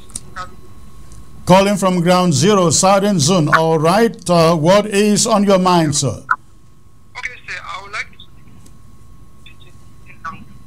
Which way I want to talk about it, I get around what that. So, are you getting me? Yes, if you can raise your voice a little bit, it will be better. Yeah, the problem with the blue idea now was security. Are not that. Which way I want to talk now? For this concerning this lockdown and this, we don't make plenty. Hello? Yes, I hear you. Go on. Yes. This resumption was called resumption. It get plenty confusion because the LPA, the APL, what is it now? AP, what is APLC. APLC, they don't give lockdown from Ground Zero, and then the diaspora now, the government, the IG now, it kick against the ground disease. So at the dad whether we need to work together with the APLC for Ground Zero. Right. Yes. Okay. Because this thing causes a lot of problem for Ground Zero. Why? You are very correct. You are very yes. You are very. You are very right. And let me make a little explanation here. If you have been listening to me and other leaders, some of the other leaders in this struggle, you would have known and heard from us that we do not endorse anything called APLC. The APLC is being run by a proxy of La République du Cameroon group called the CDN. The CDN is the group that is bundling groups together to take to Canada with the aim of hoping that they get every Ambazonian group together and hand over to La République du Cameroon. We have been told that one of the objectives of the Canadian conference is to go there, call for a ceasefire. I do not understand how Ambazonians come together. I mean Ambazonians, not with La République du Cameroon. They come together, call for a ceasefire. They want to call Cameroon and tell them that they have surrendered or what, we do not know. But the idea is, without them having a handle on some fighters on the ground, they know a ceasefire they call will not work. And so they put together this so-called APLC. The APLC came to us in the interim government. We had a meeting. We spent about 1.5 hours listening to them and asking them questions. And we told them we are not going to endorse anything that they are engaged in. Having listened to them carefully, and I think some other groups have done exactly the same. So, the APLC is on their own. This interim government has nothing to do with them. And don't be surprised, it may just be some 1 or 2 or 3 persons in the APLC making that announcement, because we know right now some members of the group, quite a number of them have told us they were just lumped into the group without actually seeking consent. They thought it was all about unity, working together. They didn't know that the CDN was behind, trying to bundle all of them and pass over to La République du Cameroon. So that is our position. No lockdown. We will not be imposing lockdowns on everybody on any listing on ground zero. By the way, you cannot use lockdown to stop La République Cameroon school from shutting down. If the APLC really know what they are doing, what they need to know, what they need to do, monitor those schools, go after them and shut them down. Don't punish our own people for something that is not feasible. Does that make sense? Oh, I think I lost it. All right, so that is the point. The phone line is open, ladies and gentlemen. Go ahead and call. The phone line is open. Okay, this person right from ground zero. Oh, let me get this caller first. Hello. Hello. Yeah, hello. Hello. Hello. Hello. Yes, I can hear you, sir. Were you the caller on the line before? Yes, Comrade Chris, I get your point. I get your point. And your point is very, very clear. The problem is now the confusion on last year. This same problem came up about the La République school, the La République government schools. So they were not in an immediate action taken. So I'm afraid that this year will be the same. And that is exactly the point I am making, that a lockdown does not stop them. You are very right, Comrade Chris. You are very right. Lockdown, yes, right. Lockdown doesn't stop them, but confronting them, confronting those institutions, it is the thing to do. If the APLC is serious, let them go after those La République operated schools. Yes. All right. Thank you for the call. So, all right, the phone line is open. Let me read this message from ground zero. Mr. President, when the IG says private and community schools should go operational, then my question is, which curriculum syllables will be used in those schools? La République or Ambazonias? Who will organize, mark exams, compile and release results of final year exams? I will come to you, but let me get this caller first. Hello. Hello. Hello. Good evening, comrade. Good evening, sir. Your voice is very low. If you can raise your voice a little bit, sir. Oh, okay. Thank you. Are you getting me now? That is better. All right. There are a couple of things I want to find out from you, sir. All right, go on. Where are you calling from, by the way? Yeah, I'm calling from ground zero. Where on ground zero? Which county? Mezam County. All right, go on, sir. Yes, the first thing is that you promised to bring us news by now. Up to now, the news has not started. We don't understand what's going on. Oh, you mean news on ABS? Okay. Thanks for reminding me. ABS, ladies and gentlemen, this is breaking news. ABS will start broadcasting daily news beginning 11th of September. 11th of September, ABS News Flash will be coming on a daily basis. So our programming here will be a little bit altered so that you may not be having me regularly on Monday or Wednesday. We will have to take time to balance the programming. But again, ABS News is coming up starting September 11. Thank you for reminding me, sir. Go on. All right. I can't hear you.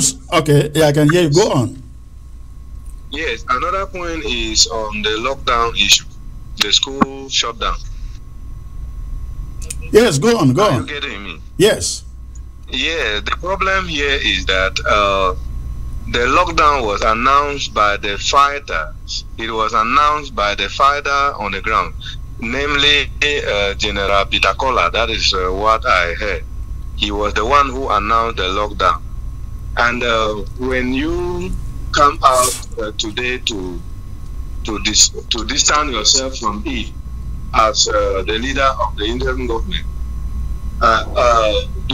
did you also think of consulting or talking with them so that they should be the one to come out with the communication?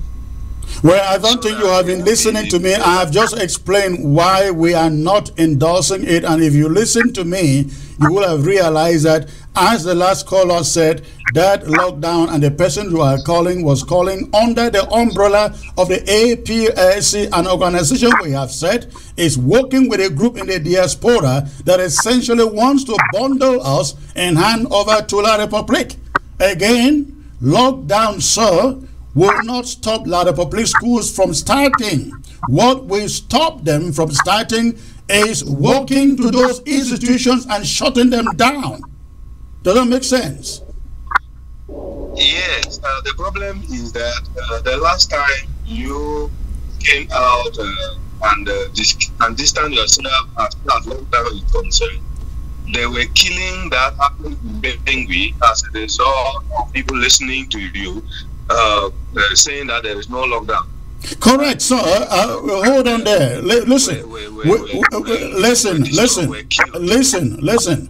We are responsible enough to know that if things are put together without consulting us, we're not going about endorsing it, because then anything happens, we are held responsible.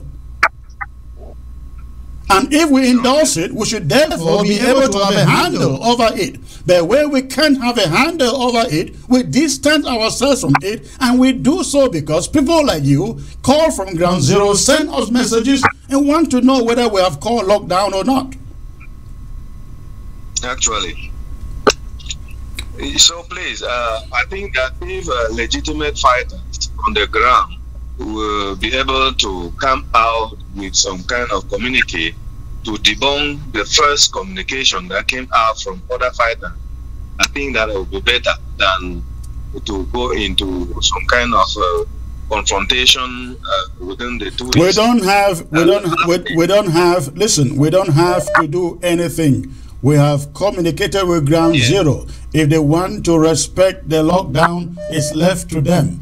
If they don't want to, we have said we are in no way connected to it. Thank you. Let me get the next caller, sir. Thank you for the call. Hello. Hello. Hello. Yes, good evening. Good evening, sir. Where are you calling from, please? I'm calling from ground zero. Where on ground zero? Which county? City? From Lebialem County. Wonderful. It's good to hear your voice from Lebialem. What is on your mind, sir? Yes, I follow your monologue talking about the school reopening, and you talk of private schools and community schools. Here we have a lot of noise that you said citizen should not open. So we are surprised in other areas you are talking of private schools, community schools. Then we now in Lebialem, we cannot benefit city wisdom.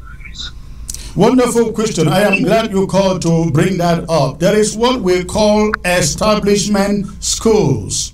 Establishment schools and seat of wisdom falls within that category, sir.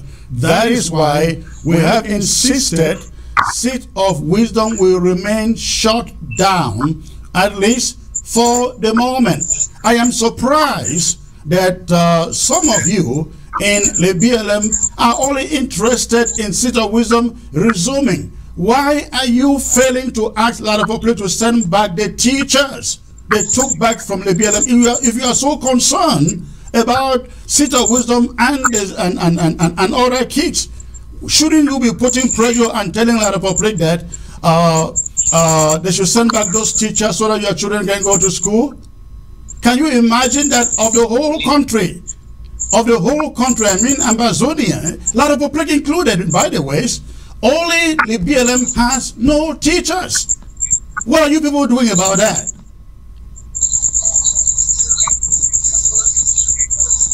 And let me also inform you. Let me also inform you about something you may not know. We have now learned as of 2 days ago that getting Seat of Wisdom to reopen and schools to reopen in the BLM is all about making sure that Paul Tasson remains a minister in Yaoundé, and the fund of the BLM keep his position. Your own village saying that Paul Tasson is not in the BLM. You are not in the BLM. You are saying by what you heard from the BLM. Who has the Seat of Wisdom? Is it a private school or it is an establishment school. It is not. Listen. This is not about Seat of Wisdom. It is about normalcy, returning to the BLM. And I bet you can't say you know this better than I do, because I follow those events daily. The lawyer is against school starting. You are saying no, then killing your own particular village. This thing is not about village. It is not about the politics. It is not the politics of divide and rule that you have all learned from La République du Cameroon. I will not quarrel with you, okay? That is the policy. Thank you for the call. Secretary, can I say something about that? Yes, Dr. Epa, go on, please. Let me answer that gentleman. Yes, go on. There are certain mission schools that we cannot tolerate because they are together with La République. That's what we are saying. And Seat of Wisdom is considered as one of those schools. And that is what we call establishment schools. And when the mission is for normalcy to return, that is why we say a categorical no. The entire BLM has not a single La République teacher. But La République is out there campaigning for schools to resume, referring to their government school. But the BLM has no single school or teacher. I'm shocked they are not talking about those schools or about those teachers, but they are bent on getting Seat of Wisdom to start. And again, the idea, as we have been informed, if schools do not start in any LGA or county, those representing, those elite representing that community will pay for it in Yaoundé. And Paul Tasson, the position of Paul Tasson is at stake here, and that of the fund of Fontem, they are all at stake. He works at the presidency, ladies and gentlemen. This is what many of you may not know. This is why they are fighting to get those that school started. But the thing is not about Seat of Wisdom. It is about getting normalcy to return. You want normalcy to return? Get the army out of the BLM. In fact, the army is the only thing left there. You want normalcy to return? Get the army out. But as for Seat of Wisdom, don't make a mistake. All right, I get to the callers. Somebody wrote here, Mr. President, when the IG says private and community schools should go operational, then my question is, which curriculum, syllabus will be used in those schools? Comrades, I would like to answer this by saying that you got to understand we are not in normal times. We use what we can at this moment. We are not looking for perfection here. We just need a situation where at least the children can learn and not wait indefinitely for when the war is over. We cannot be that extreme. We are not the first people fighting a war. And so when we are fighting the war, we have to consider the next generation. All right. So again, the phone line is open. Please go ahead, call and put in your contributions. Mr. President, I wanted to add something. All right, sir, go on. For the caller who is talking about the curriculum and whether the exams will be done, as Comrade Chris has spoken, we are not looking for examinations. Examinations are not the true knowledge of students. The point is simple, that let them know how to read and write. Correct. And when you have Ambazonia, we are going to do assessment at every level, and proper educational system will be put in place where everybody will be put in the level where you are and be educated fully. I heard one professor from Boya saying a certain time on this I think it was this ABS or somewhere, saying that our children who are in abroad are going to school, and those who are in Ambazonia are not going to school, and they themselves do not even have academic freedom. They cannot teach what is actually correct. They are forced to teach what La République and France give them. That is the type of curriculum. So, but the curriculum that we are working on right now is a curriculum that we are going to do assessment from where you are and to bring you up in a very speedy manner for you to catch up. But by the way, if it takes a longer time, some of our parents did not go to school, and some of us studied. You can remember a lot of parents were uneducated, and some of you, like you who is talking, I don't know you, but maybe your parents, your mother, your father, they were not educated, but you are educated. Why? So thank you. We are doing our best here, but you cannot bring normalcy because we feel that a few people who are dining with Yaoundé are pushing for normalcy for their own personal gains. That is satanic. Thank you very much. Absolutely. Thank you, comrade. Let's get back to the callers. Hello. Hello. Hello. Hello. Hello, Comrade Chris. Hello, sir. Yeah, good evening, Comrade Chris. Yes. Good evening, sir. Where are you calling from? I'm calling from the southern zone. All right, go on, sir. Yes, we have a big problem here on Plan Zero, on this school resumption, and this. Can you raise your voice a little bit, sir? It's quite low. I said, are you getting me? Yes, go on. Yeah, I said we have a big problem here on Ground Zero on this issue of government school and private school. Government school not going. This private school, they are taking advantage of the people of Ambazonia with high school fees, high price. So something must be done about that. And what are you thinking about that? Thank you for that. Before you call, just hold on there. Before you call, there are some schools. hold on. Before you call, I just got a message that says, "Good day, President. Sacred Heart, which is a Catholic school, collects 500,000 francs. I can't believe this. Exactly. 500,000 francs as fees per student. If we are controlling our country, then it should be locked down. It should be locked down to send a warning message to La République that we are in charge." Okay, and this speaks to your point, sir. You the caller there. I am surprised. Does anybody have an idea what Sacred Heart was collecting during the normal time, that is before the war? I would like to get that information. What was the school fee that Sacred Heart was collecting before the war began? All these mission schools, 200. It's double. And now it is double. Yeah. All right. There are still many others.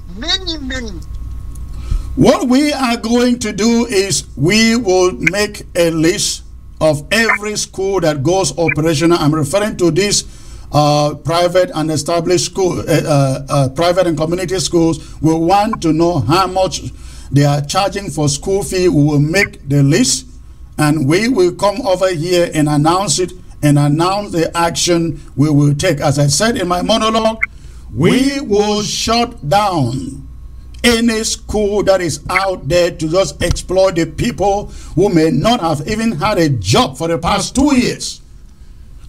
All right. Thank you for the call. Yeah, comrade, there was something I would like to say. All right. Are you getting me? Yes, go on. Yes, what I would like to say, there are so many things I cannot talk on the air. I would like to speak to you on the background. I don't know how to arrange this. Send me a message and remind me that you are the one who said you wanted to speak with me in the background, and I will reach out to you. Okay. All right, thank you. Okay. All right. Yeah. Hello. I would like to speak to you on the background. I don't know how. Hello. Send me a message. Hello. Hello, shut down the volume of your TV set, please. Shut it already. All Thank you, Comrade Chris. All right. Where are you calling from, sir? I'm calling from La Republique. From La Republique. Are you a refugee there? I'm calling from Yes, I'm a refugee there, my brother. All right. I want to thank my elder man that is with you there with the studio. Dr. Epa, right? Remind me for something. Yes. He reminded me for something. I listened to a program in my media prime yesterday. They were saying how Christians know that in Europe with the Kwanga, with the Ayabacho, their children are going to the school bomb. These enablers that are here in the Republic that are causing many problems, the thing they say in their TV station, they are really one of the problems that we have. These enablers that they have decided to die and die with the enemy. Yeah, you are very correct. You know, I listened to Dr. or is it Professor Julius Ingor calling on the show where I was an invitee saying that our children are in the diaspora going to school, and we are stopping their own children on the ground from going to school so that our children will come eventually and rule over on ground zero. And I was like, this guy is using the same divide and control, divide and rule that they have learned from La Republique du Cameroon for over the years. Victor Julius Ngo is there teaching, and even teaching much more than he has done in his before this war. But he wants you out there to believe Chris Anu in order to stop school so that their children come to ground zero and rule. My daughter is not coming to work in that damn country. They are there with the diner with the man who declared the war. They should be telling him every day to stop the war. So I suggest that anytime you come on, you should remind them that this do not declare war. Absolutely. Yes. All right. Thank you for the call. I want to salute so much that my grand. I also forget that name. Dr. Epa, right? We have been watching for long. Yes, Dr. Epa. They should be strong. They should not give up while they are them. All right. Thank you. Keep on reminding them. Thank you. Ask their master in Yaoundé that they are dying with him to stop the war that he declared. Right. Can you even imagine that? I don't know why. You talked about their TV stations. It is their entire media. The only one newspaper that I respect, and endorse in that country is The Post. The Post and what is the other one? The newspaper that is operated by Joe Randy. Those are the two only papers I respect in that country because they do true journalism. But Equinox, Media Prime, what are the other ones again? The Guardian, Guardian Post is the worst. They literally work for La Republique. All right. Thank you for the call. This is our brother that are dining with the enemy, that they are robbing their mouth with the little to tell them that they are arranging, they are fixing the problem. They thought that they are becoming something. They are the one, those enablers. Yeah. Yes. They Thank are you. the one. Anytime they come to their station, those are stations in Cameroon, they need to close them. Thank you, sir. Thank you. Thank you for the call. Dr. Epa wanted to say something? I was just saying that the gentleman who is speaking, is very correct, because that is what that's how they are trying to brainwash a lot of people back home to believing that we have our children here in the diaspora, they are going to school, and those who are in Ambazonia are not going to school. But when you find out what do they study, even the GCE is not even real GCE right now. Yeah, Dr. If I hold on there, let's get this caller, and then I'll get back to you. Hello. Hello, good evening. Good evening. So your voice is quite dull. I barely can. Good evening. Good evening. Can you hear me? Good evening. Good evening. Where are you calling from, sir? Yes, from Japan.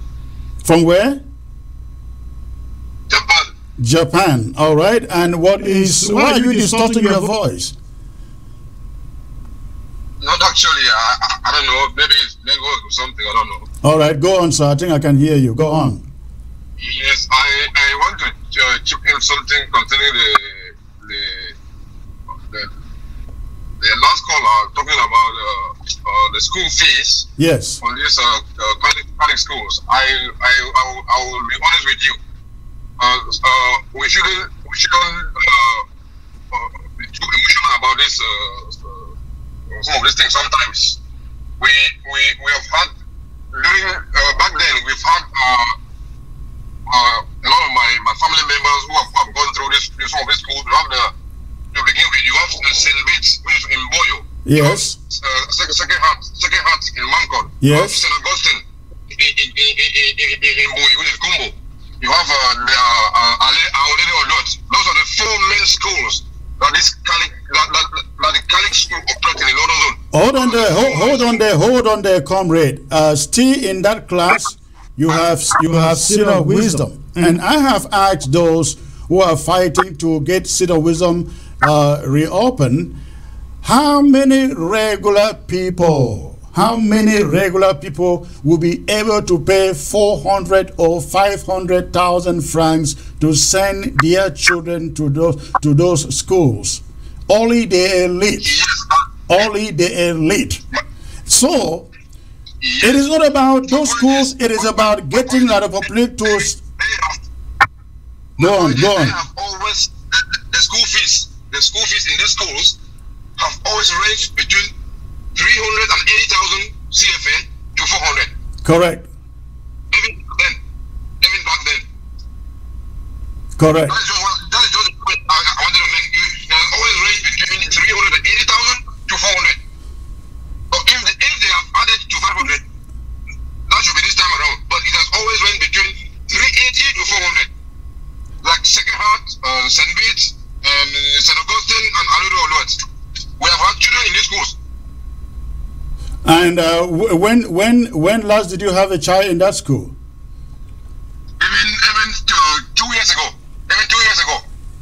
2 years ago, and how much was the fee? That has been the standard fees for these schools. Yeah, but during the war, during the time of war, right? And no, we're talking about normal times and this time. What were they charging before the war? That's what I said. They were charging 380 to 400. No, I don't think so. No, not before the war. I am telling you. I am telling you. I know what I'm talking about. Especially Second Heart and Aledo Olwat and St. Bates. All right, we are going to investigate that. So my problem is one guy said they were paying 200. No, that's a fat lie. It's a lie. The school fees in Second Heart or St. Bates or whatever have never dropped down to 200,000. It has never. All right.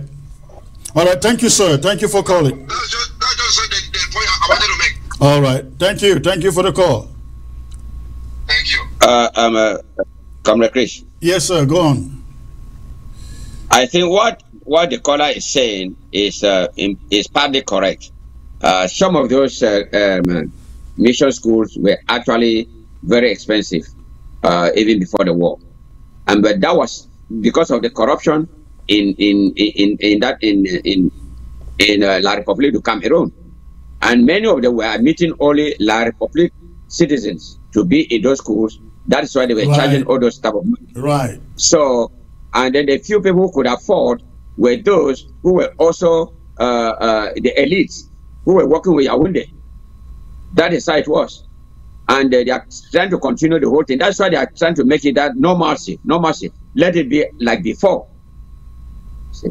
So, but we are not going to allow that now. During the war, all those schools are supposed to be free. Right. Well, the phone line is here open, ladies and gentlemen. I am going to call it tonight in the next 5 minutes. So I have the phone line still open. Go ahead and call. And I know lots of you have been trying to call to no avail. You can try calling again. The phone line is open. All right. Good evening once again, sir. There is a way to censor the private school fees. Seek to know how much each teacher is taking. How many of them are there? Then from that end, you can determine how much a child has to pay as fees. How about that, Dr. Epa? It's a good idea because they blew up these school fees and the teachers still earn the meager sums. Yeah. Because if the university is paying 150,000, I was going to go and teach in Buya, and they told me that it's 150,000 francs. 150,000 francs. Yeah, I was shocked. So meaning that those who are working in those schools are going to be getting not up to 100,000 francs. Yes, hold on there, Dr. Epa. Let's get to the caller first. Hello. Good evening. I'm calling from the Southern Zone. Good evening, sir. Thanks for calling. What is on your mind? Okay, sir. I just wanted to bury your idea with the school reopening that the government schools, the Republic government schools should not go operational. I buy the idea and that the lockdown, our boys should go to those schools and stop those schools, but not stop the ghost town. Correct. They will be putting a lockdown. Correct. They will disturb the people. People are suffering too much. So they should only go and disrupt those schools so that they will not go on. So that is what I wanted to say, sir. Thank you. And that is a point I have been making. Go and stop the schools. Lockdowns isn't going to stop the schools because even if you do lockdown for 1 month, a lot of people will wait till that 1 month is over and just go over and just go and start schools. The best strategy is do not allow any of their schools in your community or neighborhood to open its doors. Shut it down. All right. Thank you for the call, sir. Yes, like here in Victoria, all the Balungwa, GHS, everything, they are full. So they should go there and disrupt. Those children should not go to those schools. Exactly. Them to do, not by locking down. Better. All right. Thank you for the call. Yes, sir. All right, Dr. Epa, go on. You were saying something. I was saying that the question of the government schools, many of those so-called government the mission schools, some of them were very expensive before the war, and it was because they were receiving La Republic citizens who had all that money being stolen from their government, and the enablers who have also been stealing all the money. That is why the schools were decided to increase the tuition, and it was not for the common people. The mission was not serving the people they were supposed to serve. You have a poor widow in that church, but his or her children could not even go to the school. Right. All right. Thank you, Dr. Epa, Dr. Tianjo, and Comrade Martin Tumasang for being part of the show tonight. We will be back. Maybe Wednesday. I'm not so sure yet, but I want to thank all of you for being part of the show tonight.